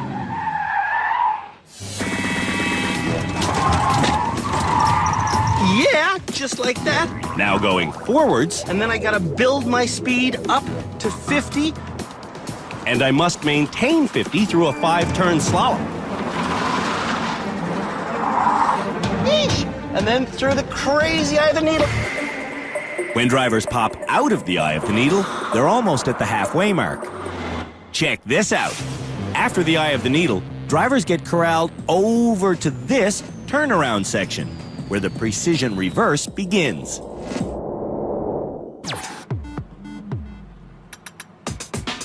Ooh, she's tight. After 10 tight minutes, it's time to change vehicles. Now, I come around to this swanky little Mini Cooper.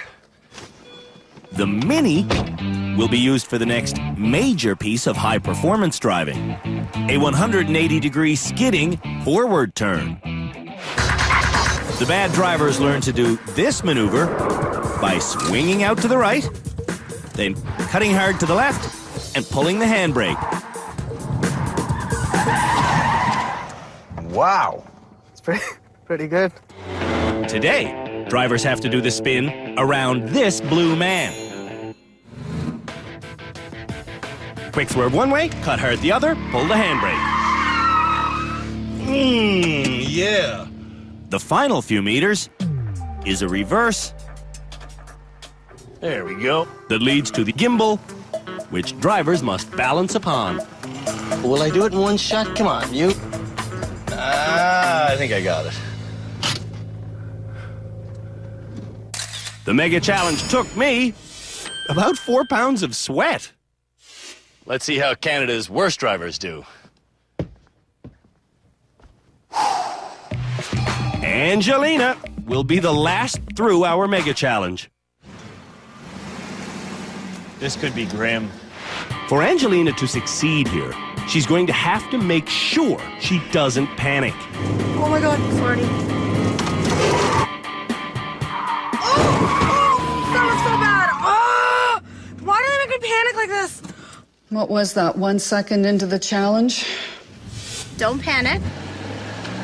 Everything is spinning out of control. Why did it do that? Angelina is hitting her emotional wall. I know I can't.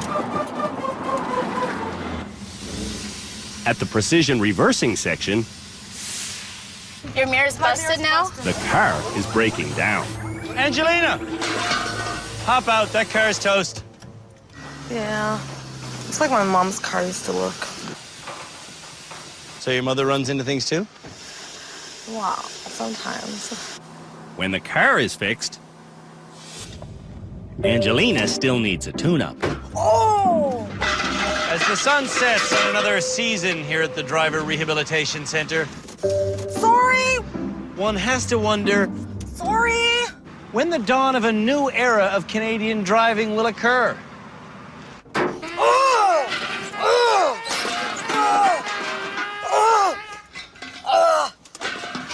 Sorry! Oh no, Angelina, no.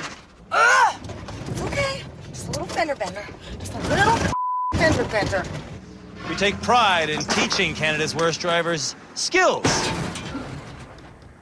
Sometimes it just doesn't work. Angelina is looking I don't know how this is possibly happening to me. like Canada's worst driver. Do I look like a disaster? Please just tell me I don't look like a No, you look disaster. great. Angelina does not look Holy I'm moving. where she's going. Oh! I mean, she really doesn't look where she's going. Oh, that one was bad. Oh, I didn't even pull the brake.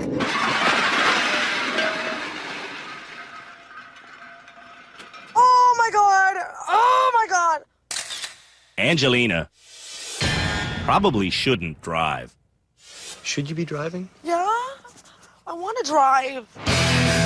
There's only one motoring challenge left to do before we name Canada's worst driver. And for this one, we're really gonna ramp up the horsepower. I'm taking this Mustang all the way to downtown Toronto. And when I get there, the final 3 nominees will take me for a ride. When it's all said and done, someone will be named Canada's worst driver.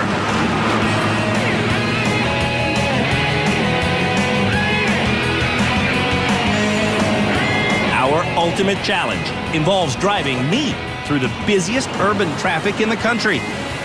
There's bicyclists, skateboarders, cabbies, pedestrians, confusing signs, and lots of lights. Over 250,000 drivers are on the streets of downtown Toronto every day. Now, it's Angelina's turn behind the wheel. I'm scared. I'm scared. Oh, I'm really scared. Of what? I don't know. When drivers are scared, I'm so nervous. Don't cry, don't cry. I'm scared too. If we cry, we're gonna stop, because there's no sense in driving and crying. But I was crying even when I'm walking. This drive does not have to happen, but Angelina insists on continuing. Angelina's first instruction is to go, Left onto Yonge Street. but Angelina can't handle it. I can't think. I'm having a panic attack. You having a panic attack? We're gonna stop right away. We can't cry and drive on Yonge Street. Okay, I won't cry. I won't Stop. cry. What do you do when you have a stress attack? I take a Xanax. I'm prescribed them. Angelina takes that drug. Only when I feel anxiety. Today she's anxious, but she hasn't taken her medication. I don't know why I'm upset. Are these 4 lanes or 2 lanes? These ones. These ones are 2. If you've been prescribed a medication, it's important to use it the way it's been prescribed. So if she's been told that she needs to take this whenever she feels anxious, that's what she needs to do. And she does. 5 minutes after swallowing the pill, And I just pull straight up. Angelina convinces me she's ready to go. but she's not. I don't want to hit anybody. Okay, we're gonna pull over again right away. We're gonna pull over again right away. Stop. Okay, I won't cry, I won't cry. I won't cry, I promise. Promise schmamas. We pull over. Should you do this? Yeah. How long does it take for the Xanax to kick in? 15 minutes? 15 minutes? Should we just wait? Maybe. Yes. Let's wait. I don't know why I'm so emotional. You're always this emotional, aren't you? Yeah. While we wait, I want Angelina to observe the traffic that she says she wants to be a part of. Bicycle, cab driver, jaywalker. I'm really scared I'm gonna hit somebody. That's the most thing I'm scared of, is that I'm gonna hit somebody. 10 minutes after Angelina parked, Should I go now? Nope, you should not. I want to stay parked. I'm scared. But after another 10 minutes, Are you able to do this? Yeah. Angelina says she's good to go. Can I go? Can I go? Oh my gosh. Here we go. So we're on Wellesley, okay? We're looking for one called Queen's Park Crescent. On Queen's Park Crescent, I'm scared. Angelina has me seriously scared. Oh my, too many people everywhere. Am I going over the speed limit? You tell me, it says 40 right there, are you? Yes, you are. You're doing 60 and a 40. Oh my God. I'm so scared. Is that Xanax kicking in? Yeah. That's why I'm crying. Just a few minutes later, Oh, I suck at this. Angelina makes an illegal turn. Then she diagonally crosses a crosswalk. I know this is illegal. And then the tears flow again. Okay, you stop. You stop. Let's stop. The only way Angelina will ever be safe So scared. is if she gives up her license. I don't want to give away my license. I mean, we can't just let you go home driving like this. What are you gonna do? I'm going to encourage you to stop driving. No, why not? Are you gonna make me the worst driver? I'd like to make Angelina the best pedestrian. I honestly don't think you should drive. I'm driving. And with that, Angelina takes off again. Sorry. She's so upset she's impaired now, and I think Andrew knows that. Are you fit to drive? Are you okay? It's so many people judging me. Using my better judgment, I tell Angelina our drive is finished due to excessive crying. I'll pull over for you. Good. I'm so embarrassed. That's okay. That's okay. We're going to pull up right here and stop. Angelina hops the curb, then breaks down. Sorry. That's fine. That's fine. We're in park, and we're going to stop and get her. You know, she clearly is somebody that should not be driving. Absolutely. I'm not quitting driving forever. What are you going to do to get better? I don't know. I don't even know what I'm going to do in the next 10 minutes. Christine has tried to do the right thing by encouraging Angelina to become a better driver, but it hasn't worked.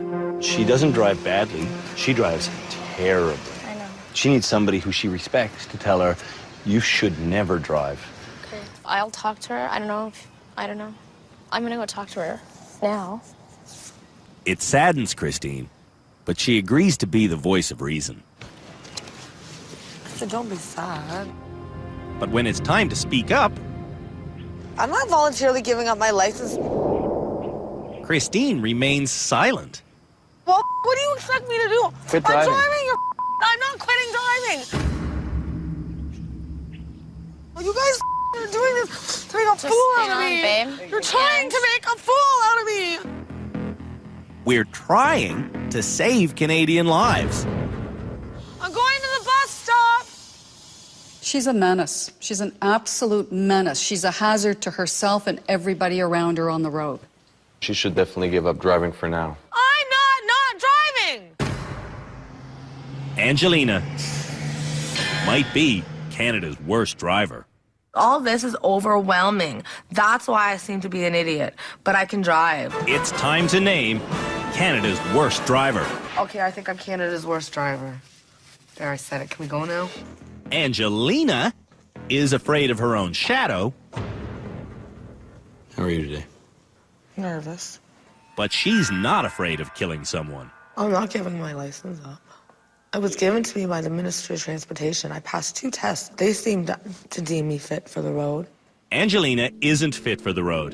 So you think I want to look like an idiot? When you think I don't want to drive? No, I want to be good. I want to drive. When we met Angelina, Am I even on the right side of the road? it seemed like the only time she wasn't crying was when she was putting on makeup or panicking. Oh, God! I am panicking.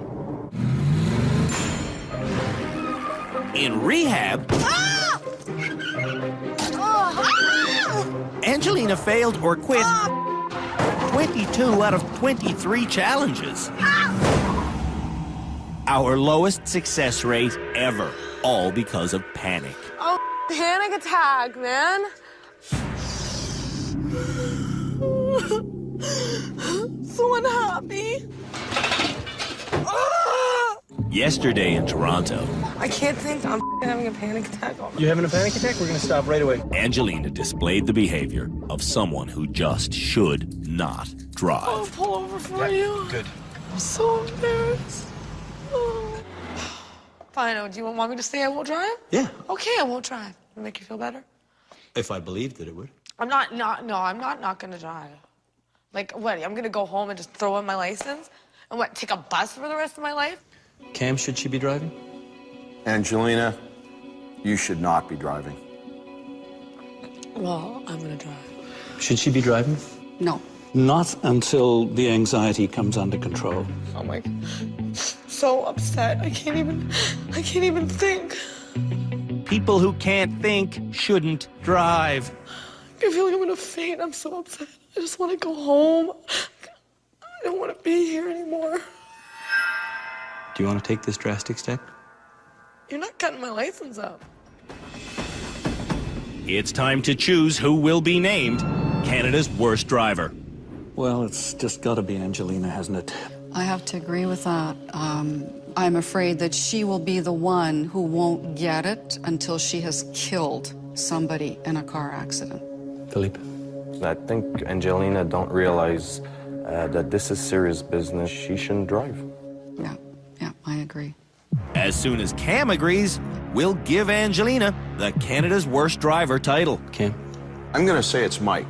They're both terrible. They're both so bad. Personally, I would have a tie in this situation. No ties. There is only one worst. The worst will receive this hideous trophy. Canada's worst driver is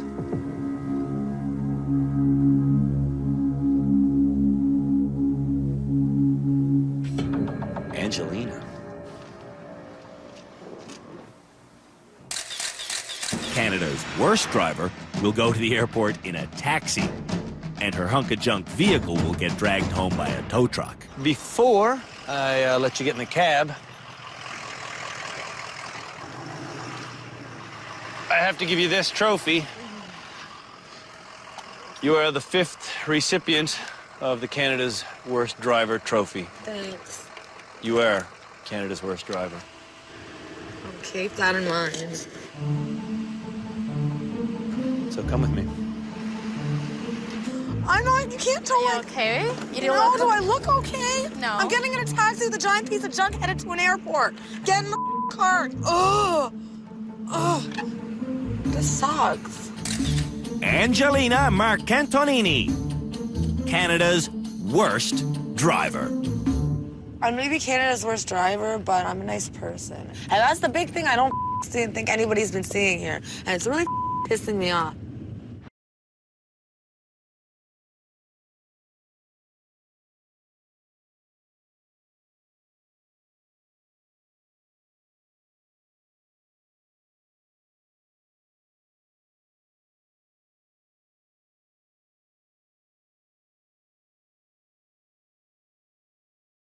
One of those 9 people is Canada's worst driver ever. But if you ask me, Angelina from season 5 should get the unwanted title. There's no wheel! I don't even think there's a rim! Before your rehabilitation can start, you're going to have to get yourself to the rehab center. And to do that, you just need to follow the directions that are in these envelopes. This year, the Driver Rehabilitation Center is located, once again, in the Dunnville, Ontario airport. And to get there from where they are now should take the bad drivers a little over an hour. They'll have to go along a highway, through a tunnel, and across some train tracks. Only 2 drivers are left at the junkyard, and one of them doesn't want to drive. Angelina says she's too hungover to take the wheel today. Hey, I'm all about you not driving. If you don't want to drive, I'm all for that. Oh, I still drive, but You I just shouldn't. don't want to drive right now. Fine. Stinking of booze on the morning you're supposed to drive yourself to rehab is an outlandishly irresponsible way to start this season. But at least Angelina's acknowledging how dangerous she is. I like that you're turning a new leaf and you don't want to drive. I think this is a wise choice. Luckily, Chris has agreed to take her to rehab. Today, I'm glad Chris is driving Angelina to rehab. Because in rehab, 4 years ago, Angelina failed more challenges than any student we've ever had. Oh my God! That was the worst thing ever! And on the streets of Sudbury, she spent more time doing her makeup than paying attention to road rules. I'm a multitasker. When we visited her there again just a few weeks ago, Angelina's best friend, Christine, told us nothing has changed. She still is Canada's worst driver. She was then, is now. Angelina's not just a terror on the roads. Hey, Mom. She's a terror in her own garage. That means the last car to arrive. That was the best drive I've ever had to rehab. The woman Chris delivered to rehab today, though, is far from average. Hello. Oh my goodness. Angelina was too hungover to drive today. And I hope she never drives again. I mean, you really want me to quit? No, and the more you say it, the more I'm like, I'm driving. I'm driving just to spite you. The first challenge our Camaro will be used for is our annual assessment challenge. It starts with a simple reverse that goes around one bend through a hallway of rims. Then, drivers must get the vehicle turned around in this concrete area before they have to gear up to 50 kilometers an hour for a simple slalom run. And that's it. I'll show you how easy it is. The assessment challenge starts with a fairly simple short reverse. Using my side mirrors, I go straight back to the sharp turn in the road. Where to get through cleanly, drivers have to slightly reposition themselves with an S-turn. Use your mirrors, folks. It's how you get around these tight spaces. Once I get through the rims and enter the concrete section, I have to get turned around. This is going to involve a little bit of inching back and forth. And back and forth inching is fine. In fact, it's the only way to get the car turned around in this confined space. Holy tight. Once I do get turned around, I head for the exit. And when I squeeze through it, Yeah, baby. it's time for the slalom.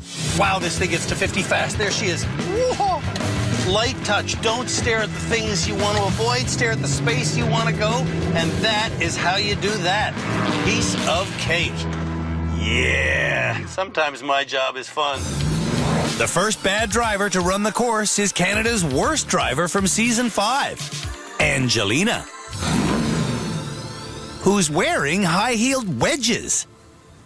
I can do this, I can do this, I can do this. And so begins this year at the Rehab Center here at Canada's worst driver ever. Is Canada's worst driver ever behind the wheel already? I think so. I think Angelina is one of the most clueless drivers I've ever met in my life. Oh, what the Mirrors, right, Angelina? You're using your mirrors? Yeah. Your mirrors. I am. No, she's not. I'm sorry. Do you need your mirrors lower? Like, can No, you I see? can Lower? see out of the mirrors. I can see, guys. If Angelina can see, why isn't she stopping before she's hitting? Your backing up is what's going to kill you. I'm sweating. I can't take it. You gotta, listen to me. Listen to me. You gotta get your car in a different position. See? You gotta get your car over here more. Instead of getting her car over there more, Angelina plows her way into the concrete section where she's still not using her mirrors. Getting turned around, Oh. Angelina ruins the Camaro's new paint job. On our slalom course, You can do it. Just focus. Angelina's going to learn that high-heeled wedges can get wedged. Oh. Wait. Ow, my foot got stuck between. Oh. My foot got stuck between the things. Angelina's footwear is one of her many driving problems. Was that okay? Now it's time to hear what they have to say for themselves. I just think that compared to some people here, like Angelina, you're going to do fine. Okay. I thought you guys made her up. I thought that was a camera trick. I know. And then she's real, hey? Oh, Angelina's no camera trick. Angelina is real. And she's just like the rest of the folks in our rehab center. Are you Canada's worst driver ever? No. Canada's worst drivers ever really need to know where their wheels are. Now, whoa. Now, personally, I'd rather they just keep their wheels locked in the garage, but that's not going to happen. So, for their next test here in rehab, we're going to see which one of them knows where their wheels are by making them drive along 2 steel I-beams.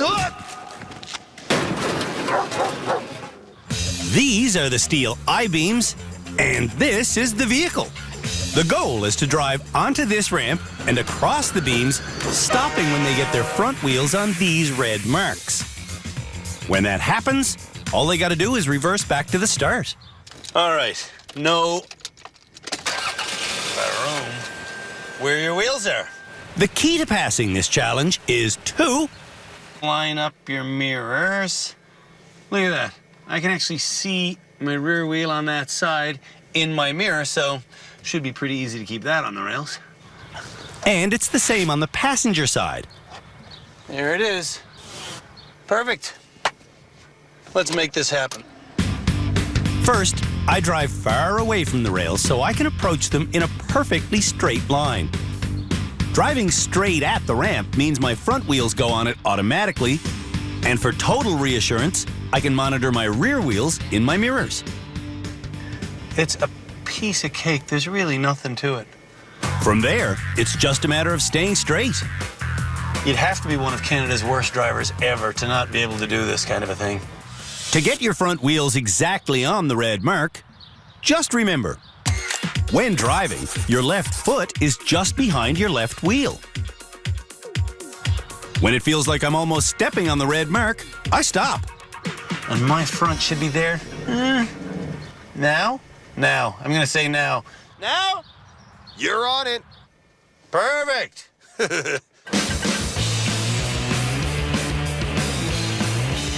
Using my mirrors as I reverse makes getting off the rails just as easy as getting on them. Do Canada's worst drivers ever know where their wheels are? We're about to find out. We've asked Angelina to stop wearing high heels when she drives, but she's still doing it. You call these heels? They're wedges. Don't worry, I didn't wear heels. When Angelina tries to line up the ramp, Slow down. Why the f*** are you going so fast? her friend Christine can see she's not going to make it. When Angelina tries again, You didn't even get on? I knew that was going to happen.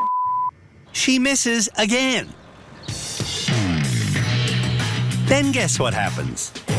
You're on again. How often can this happen? I'm getting confused. On what feels like her millionth attempt, Oh, there we go. Angelina finally gets lined up correctly, I think I should put my seatbelt on. but that doesn't mean she knows where her wheels are. Does that count as a fail? It's not a fail if she can continue driving. Oh, got it. Yep. Ah, yes! Yes! Getting lined up to try again, Did you adjust your mirrors? I don't see the wheels. Angelina takes another stab in the dark.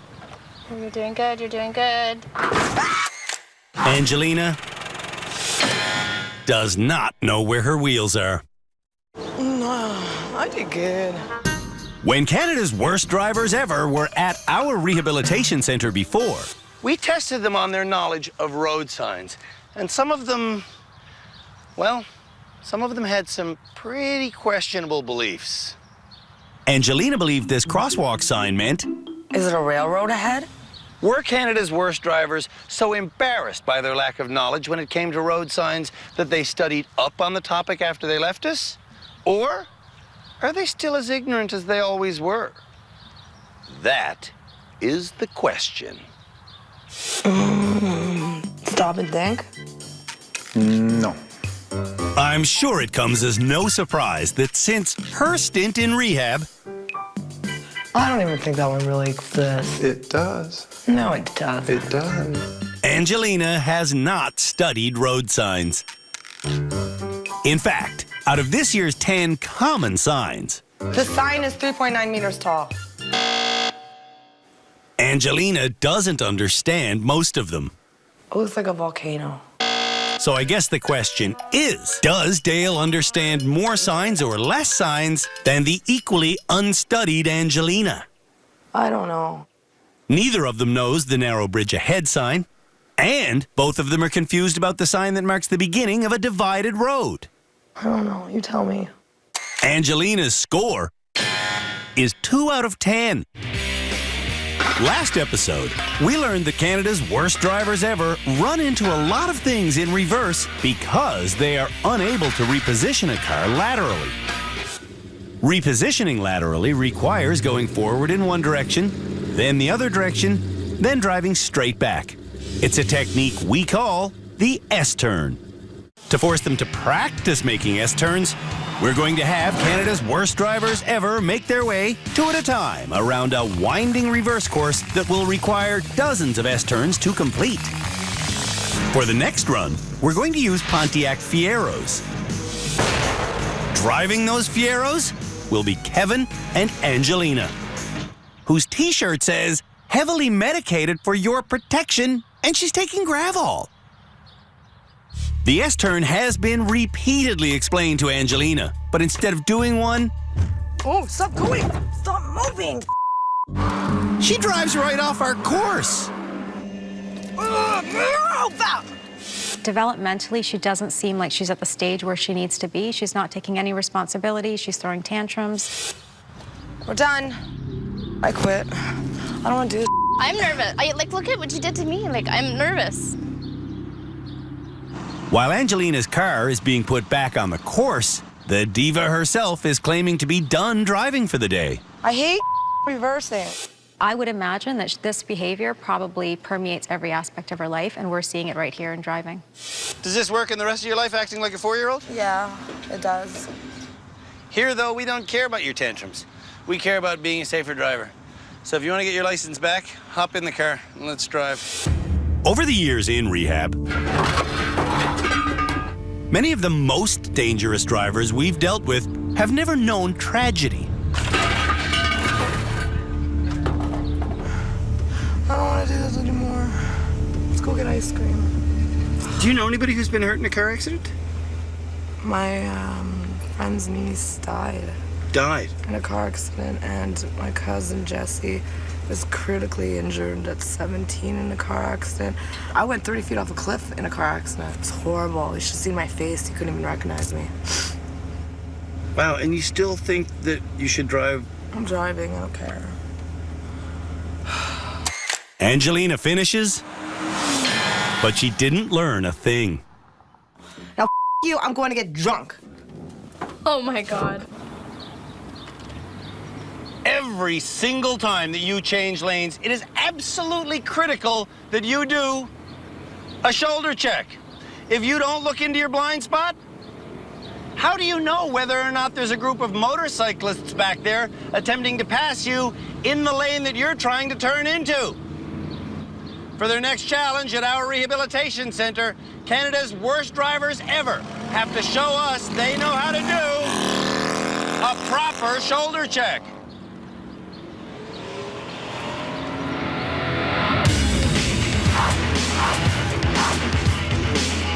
For this challenge, drivers will come down this straightaway at 70 kilometers an hour. When they pass these towers, they must check over one shoulder and then over the other shoulder. One of the towers will have a red sign, the other will be green. Drivers must then change lanes into the side marked green. Kind of like this. Whoa, man, this car goes when you give it gas. 60, that's 70, that's green on that side, that's red on that side. Yeah. And that is how you check your blind spot in a car going 70. Now, will Canada's worst drivers ever be able to do it? Angelina is up first. Okay, say your prayers. I've been praying that Angelina would start wearing proper shoes, but she's still driving in stilettos. And instead of going 70, Angelina goes over 90 and then closes her eyes.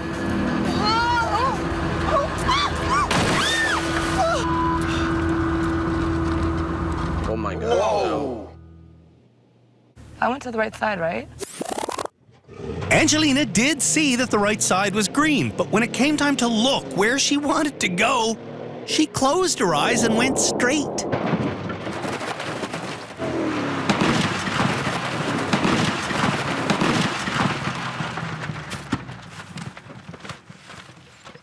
You drove straight. You drove straight through the middle. Straight? No, I didn't. Well, did you see the car go through the gap? No. Did you see the car go through the wall? No. You closed your eyes. Well, I don't know. Well, then that was a natural reaction. No, it's not. There's a gap. The natural reaction is to look where you want to go and steer through it. She must know there's no way that she can drive this challenge with her eyes closed. What is that? That's evidence that you missed the gap. Oops. On this challenge, drivers will get 2 chances to succeed. And to succeed, Angelina's going to have to make some changes. She's not willing to make the changes. She's not willing to take her shoes off. She's not willing to tie her hair back. She's not willing to open her eyes and take responsibility for what's ahead of her. This time, Angelina goes the correct speed, and her shoulder checking is fine. I can't get it to 70. Is it at 70? But her steering is atrocious. Whoa. Oh, wait.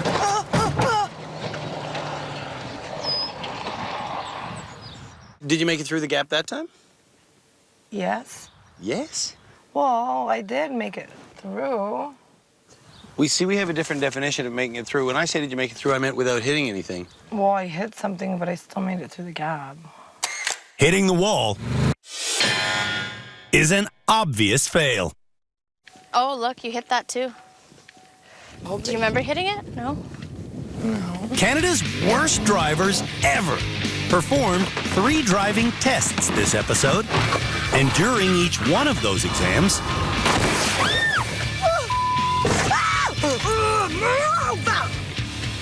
Angelina basically came unglued. You went through the wall. You guys suck. Angie, stop. Hey, you all. Stupid driving game. Angie.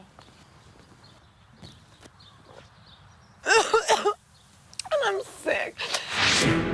Now, our experts are waiting to hear how they can help her. How you doing, Angelina? Surviving. Angelina wouldn't have survived our Check Your Blind Spot challenge if it had been a real-life emergency. I thought I turned that stupid car. To make Angelina understand that she didn't turn, we're showing her the footage. Oh, yeah. I didn't look. Angelina, were you aware in that moment that you had closed your eyes? No, I don't think I was. I don't think I knew that I closed my eyes. Is that something that you do often under stress? I get anxiety a lot, terribly. Is this the way that you normally deal with anxiety? Well, I don't really deal with it really well, to be honest with you. I don't really have any techniques or anything. 4 years ago, when I drove in Toronto with Angelina, I can't think I'm having a panic attack. You having a panic attack? We're gonna stop right away. her anxiety was so bad, she pulled over to take prescription anti-anxiety drugs. Do you still take Xanax for panic attacks? No, I've lost my doctor, retired. So right now you're not taking anything for anxiety? No, because you can't get anything at a clinic. Don't even try. I just deal with it. It sucks. Right, and it sounds like the way that you're dealing with it is pretty dangerous. Yeah, I wish I had a doctor. We don't have like psychiatrists back where we have psychologists, but there's like one psychiatrist where I live, and you have to be on a waiting list. I think I've been on a waiting list for like 3 years. Because if you can find another psychiatrist, let me know, because I'd like to talk to one. Shamla's booking sessions with all of the bad drivers. Do you want a session with her? What are you? I'm a psychotherapist. You're a psychotherapist? Yeah. Oh yeah, I'll talk to you. Hell yeah. Can you prescribe like anxiety meds? I don't prescribe meds, but we can I'll certainly talk to you chat. anyway. I need some anxiety meds, man. I'm having a panic attack right now. And then there's Angelina. I was Canada's Worst Driver in season 5. Back then, Angelina treated her car as if it were a beauty salon. I'm a multitasker. These days, Angelina treats her car as if it were a beauty salon and a delicatessen. This is my lunch. Oh, man. Oh!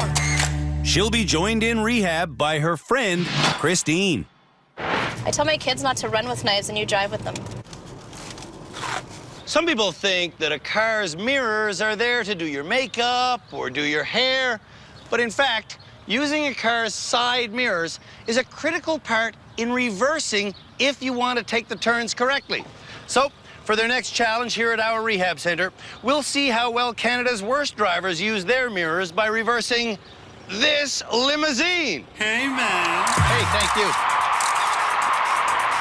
As they go around a figure-8 course, if they don't use their side mirrors, don't go change it. They'll fail.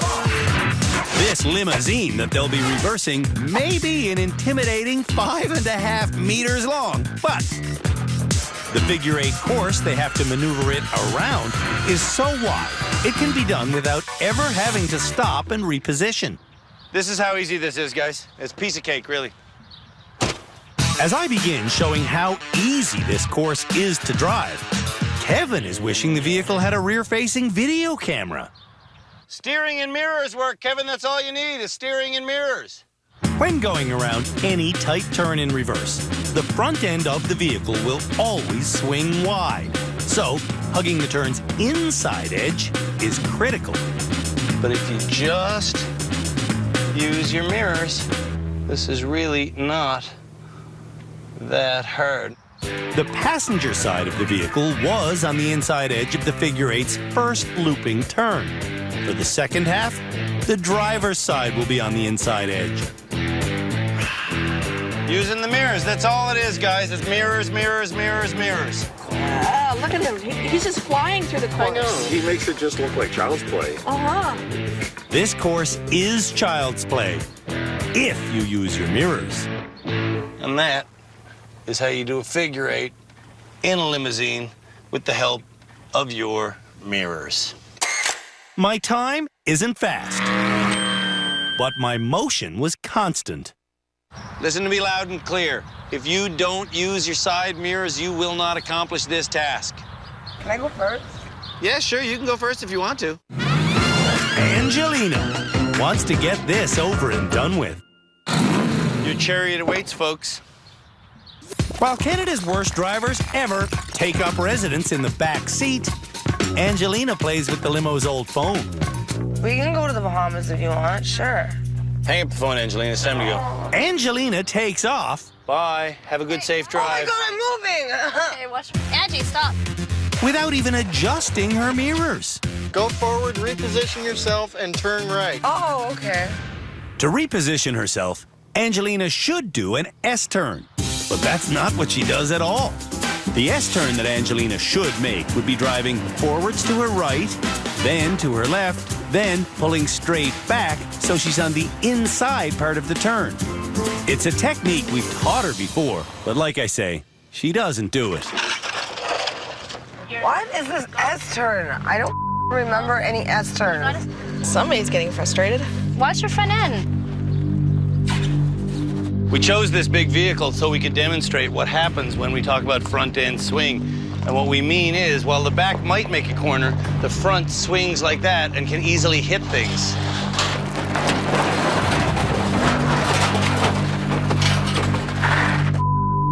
Ah! Can you see anything in that mirror? What mirror? Bring the mirror back to a position where you can use it. Honestly, if I saw Angelina as a character in a movie, I wouldn't believe the movie. But I'm here to tell you, she's not kidding, she's not faking, she's not pretending, she's not a character in a movie. She's a real person with a real driver's license who really drives like this. Leave your phone be. He's trying to direct you. No, I gotta take this phone call. Why? Leave it. Hi, baby. While Angelina focuses on her boyfriend, Angelina, keep looking at me while you're driving so you can steer towards me. it's easy to see why the Canadian Automobile Association says that cell phones are now the #1 cause of crashes. She is trying to drive this monstrosity in reverse while she's on the phone? Put the phone down and listen to Andrew. What are you doing? Oh my God. You can bring it back to me. You can bring it back to here. She has no idea where she is. She hung up on Andy. I'm losing my effing mind.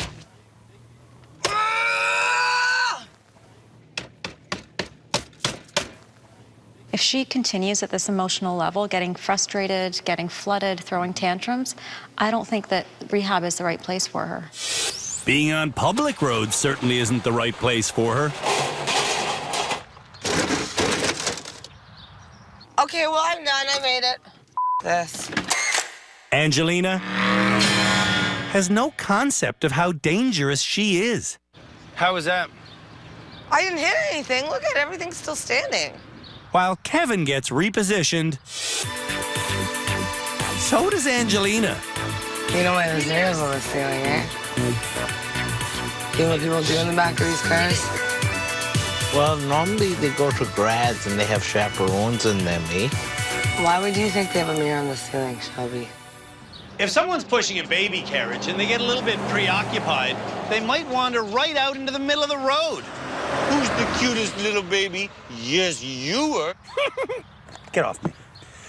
If something suddenly appears in front of your car when you're driving 70 kilometers an hour, what should you do? Well, we've taught Canada's worst drivers over and over and over again that if something appears too soon for them to suddenly stop, they should swerve, avoid, then brake. Demonstrating the swerve and avoid technique is the next challenge for Canada's worst drivers ever. Why'd you make such a funny face, eh? For this swerve and avoid challenge, drivers will come down this straightaway at 70k an hour. When they reach this point, a green car made of foam will pop out either here or here. Drivers must then steer through the safe gap on the other side.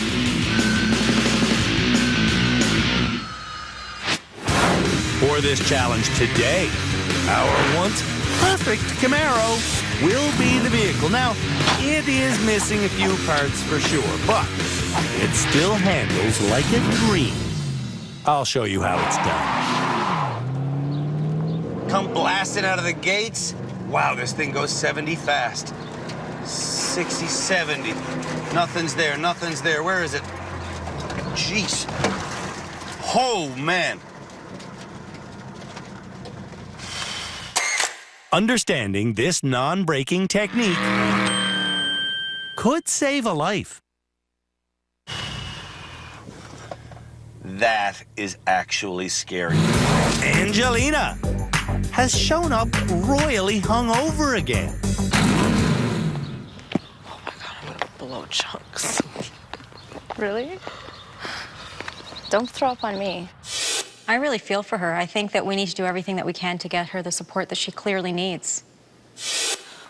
Are you crying? Why are you crying? I don't know why I'm crying. Are you nervous? Really Nervous badly? about everything. Okay, shh. I can do this, I can do this, I can... I haven't even started yet. I know, I can do this, I can do Okay, this. stop crying. I can pretty much guarantee you she's gonna slam on the brakes and close her eyes simultaneously. Let's hope she doesn't. Don't close your eyes, you idiot girl. Angelina knows that our foam car won't pop out until the last possible instant, but that pressure is too much for her. What am I doing? Why is nothing happening? Nothing happened. Oh. You're just not steering enough, and I think it's because you're not looking to where you want to go. You need to steer. You can't just hope. Okay. On her second attempt, Angelina is determined to look where she wants to go, but... Look where you want to go. Look where you want to go, baby. Look where you want to go!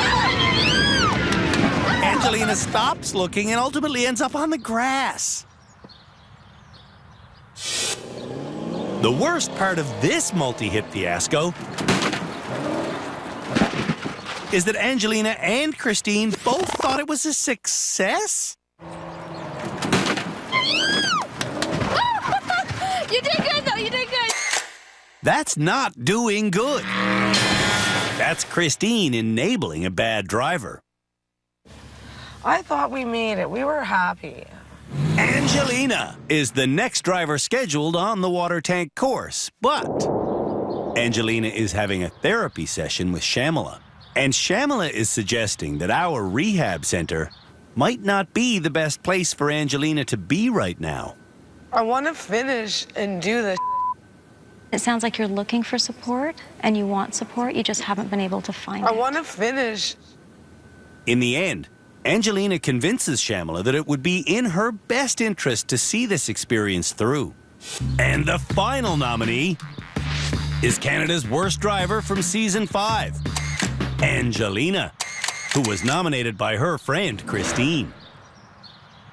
I love you, baby, but you need some serious help. The help Angelina needs is not just driving help.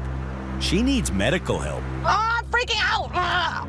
Angelina's family doctor has retired, and she's on a multi-year waiting list to see a psychiatrist. Oh, I'm panicking. Ah, it's a yellow light. Ah, there's no cops. Please tell me no. Angelina used to be prescribed anti-anxiety medications.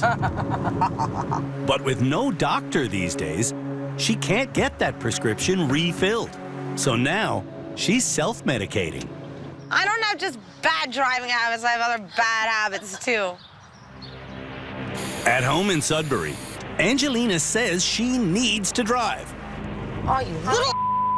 But her unmedicated mood swings are scaring her mother. You know what happens. I mean, when people get angry, they act stupid. And then stupid things happen. You and your signaling. Go. Oh, people are so stupid. Sometimes Canada's worst drivers drive incredibly fast, doing very difficult maneuvers that get their adrenaline flowing and their sphincters puckering. Next, we're going to have them do a three-point turn, which is impossible to make exciting, unless you have them do it surrounded by a moat. Ah! Now, the first thing to do in this challenge is adjust the mirrors so you can see your rear tire, which I can now do. The second thing to do in this challenge is the three-point turn itself. Using my mirror, I can see my rear tire is approaching the moat, and using my common sense, I complete the task in 15 seconds.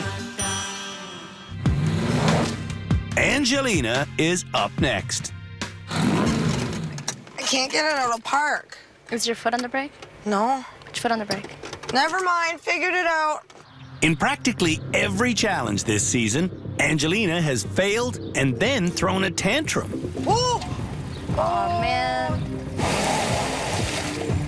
Why would you go so far over? I didn't think it was that far over. It's something that's been deeply troubling for our panel of experts.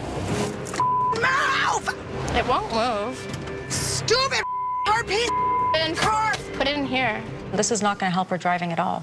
Shamala Kiru is our resident psychologist. If she continues at this emotional level, getting frustrated, getting flooded, throwing tantrums, I don't think that rehab is the right place for her. It's to the point where I think she's risking her own safety and the safety of the crew here in the show.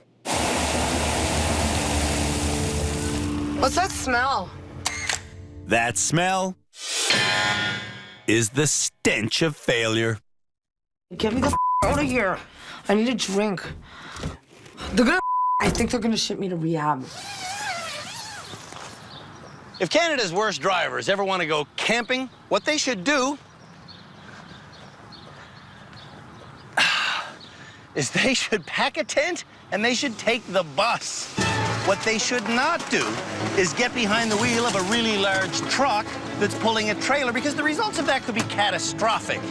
However, pulling a really large trailer behind a really large truck is the next challenge for Canada's worst drivers ever here at our rehab center. Well, but... Oh, I hate camping.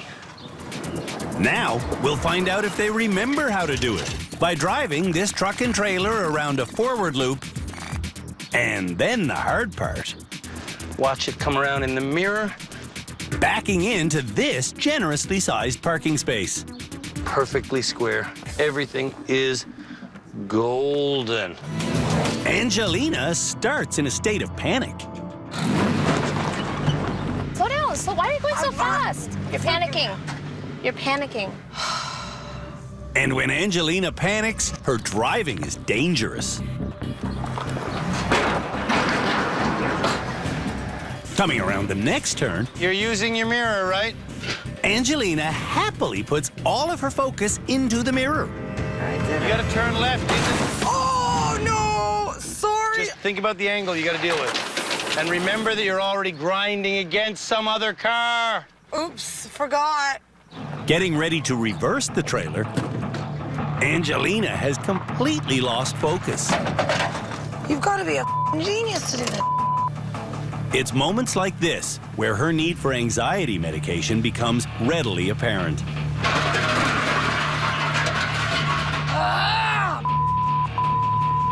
You're using your mirrors? You watching where you want to go? Yes! To compensate for her lack of medication, Angelina says she self-medicates with alcohol. It's one thing to watch the trailer. It's one thing to watch the trailer, but you've also got to watch the truck, Angelina. Yes, sir. And she told Shamala that she has a habit of taking other people's prescription meds. Angelina isn't self-medicating today. I want to do it. And now she's having a panic attack.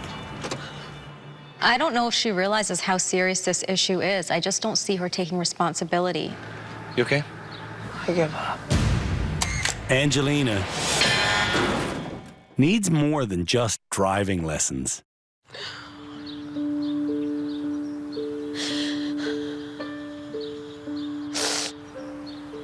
Without sounding rude, how much of her driving problem is truly a psychiatric problem, do you think?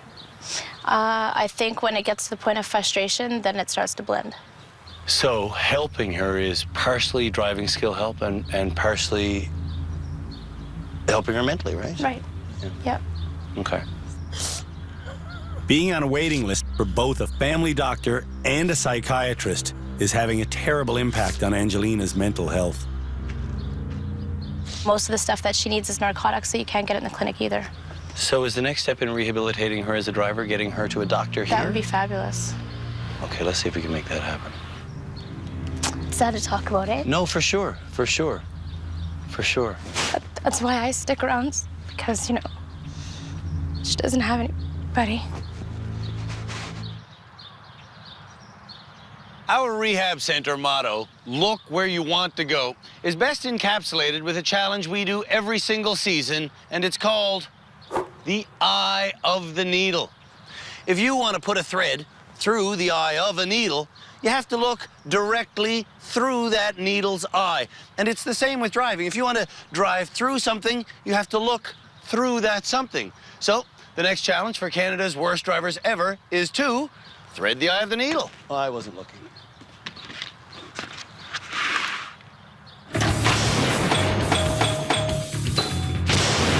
This year's Eye of the Needle course contains 5 offset arches that must be driven through at 80 kilometers an hour. And the vehicle they'll be doing that drive in is our once pristine Camaro that these days is looking a little worse for wear. Get it up to 80. Wow, 80 is fast, man. When you're looking at this coming at you, that's 80 right there. Go straight through, look straight through, and get over here fast.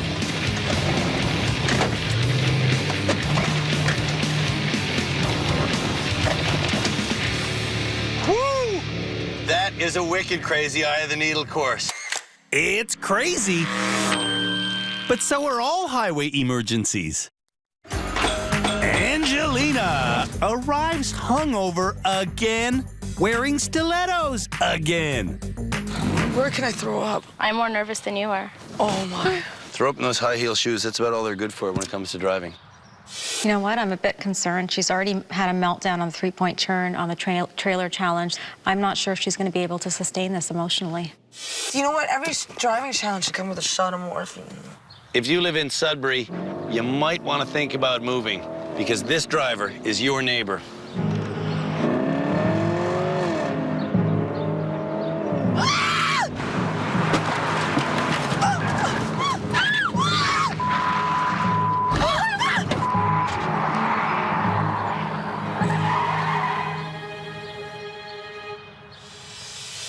Whoa, that's not 80 kilometers an hour. Angelina's speed was over 100 when she hit the first arch. And while speeding, she continually looked where she was going instead of looking where she wanted to go.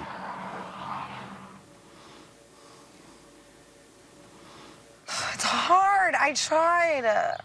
I'm losing my mind. Right out of control. Yeah, emotionally and in the car. I think Angelina would have had better pedal control if her footwear was better. Fine, you can get rid of these two. There, you want them? You can keep them. You owe me $300. I don't want your shoes. I want you to drive in sensible shoes. I don't have any sensible shoes. Angelina is banned from driving in rehab until she gets sensible shoes. We're going to get you shoes here that you could conceivably drive well in, and then we'll move on from there. Angelina wore high-heeled shoes on her first attempt. Now, I have a present for her. Sweet. I love presents. Flat, rubber-soled shoes will give Angelina more control on the pedals. Oops. Those are nice spanking shoes. Actually, I will wear these, too. I wish wearing these shoes would cure Angelina of all her driving problems, but pedal control is only one of them. What am I? 80. You're 80. You're 80.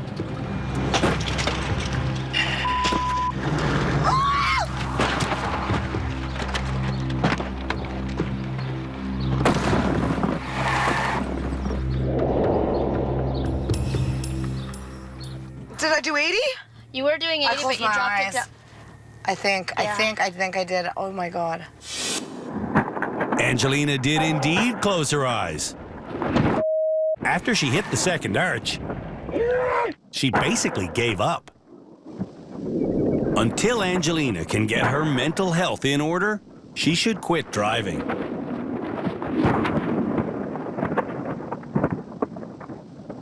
Oh, I'm so frustrated. I hate my life. Come here, Angelina. Quit throwing your little tantrum and come here. No, I want to throw my tantrum. I'm having a very difficult week, you know that? And I can't drive a car. She's getting completely flooded and frustrated. She's not able to emotionally regulate right now. She's losing it. I'm a horrible to throw 4-year-old tantrums. That's enough. Yes, I'll throw a 4-year-old. I don't. No, I'm not gonna throw up. Okay, well. To be honest, I actually think it's going to do her more harm to stay here any longer. She needs to get out of this environment. She needs some ongoing, regular support. Hop in the car. I'll drive you back. Driving back, Angelina tells me her biggest problem is the way she's been self-medicating. I'm trying to leave the liquor. I'm just trying to do everything everybody's telling me to do, and I'm trying to be a good girl, and it's very hard. And I don't want to be like this. I don't know what to do. I don't even know what to do anymore. Come here. I'm having such a hard time even functioning as a normal adult, let alone driving. I know. I feel like a 4-year-old and I can't help it, and I'm scared and I'm trying. I don't know what to do. There is only one thing to do, and we are going to do it. This episode, the nominees for Canada's Worst Driver Ever showed us how well they can do a 3-point turn, how well they can tow a trailer, and how well they can steer at high speed. Ooh. And during every single one of those challenges, Angelina had a complete breakdown. Everything's just so torturous. I'm just so tortured. Oh, it hurts to be me. Okay. Now, Angelina is having a therapy session with Shamila. So it sounds like, to me, Angelina, it sounds like a lot of what we're seeing in the car goes way beyond driving for Well, you. obviously, it's not all about driving. Right. I don't even know why the I'm on a driving show. Probably should be on Intervention Canada. Right. And so what I'm hearing is that you would love to get some support, that you're in a lot of pain. I'm in so much pain. I'd rather somebody punched me in the face than feel this mental pain. We've arranged for Angelina to spend the next 60 days in a supportive medical environment where she won't have to self-medicate. And I self-medicate to just be normal. Like, Right, because it's painful, right, to be where you are. It's painful to be in this body. The trouble is, Angelina is refusing our help. I just don't know why I can't just stabilize and just continue on. Like, I don't get it. It said I've got to be shipped off like a piece of like cattle. So we can turn off the cameras. Like, they're going to ship me off like cattle. When the session ends, Angelina does agree to accept our offer. I've got to go for 60 days. I'm so scared. Just give me a vodka. Oh my God, I'm going to die.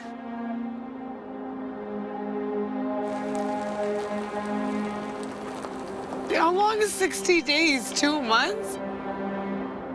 Can I have a drink of my vodka? I need a big drink.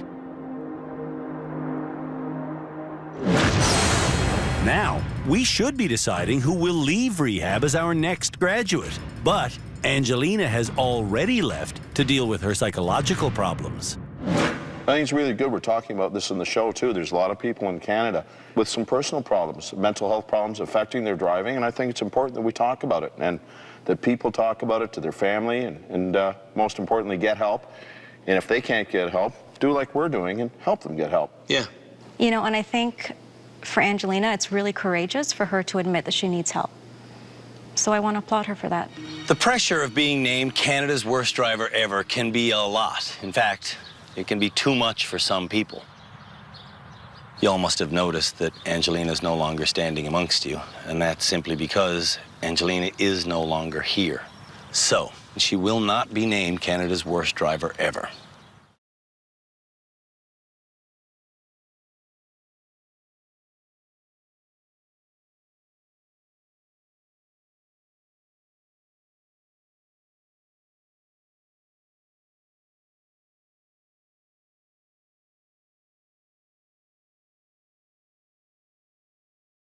If you or someone you know needs help with a mental health problem, contact the Canadian Mental Health Association.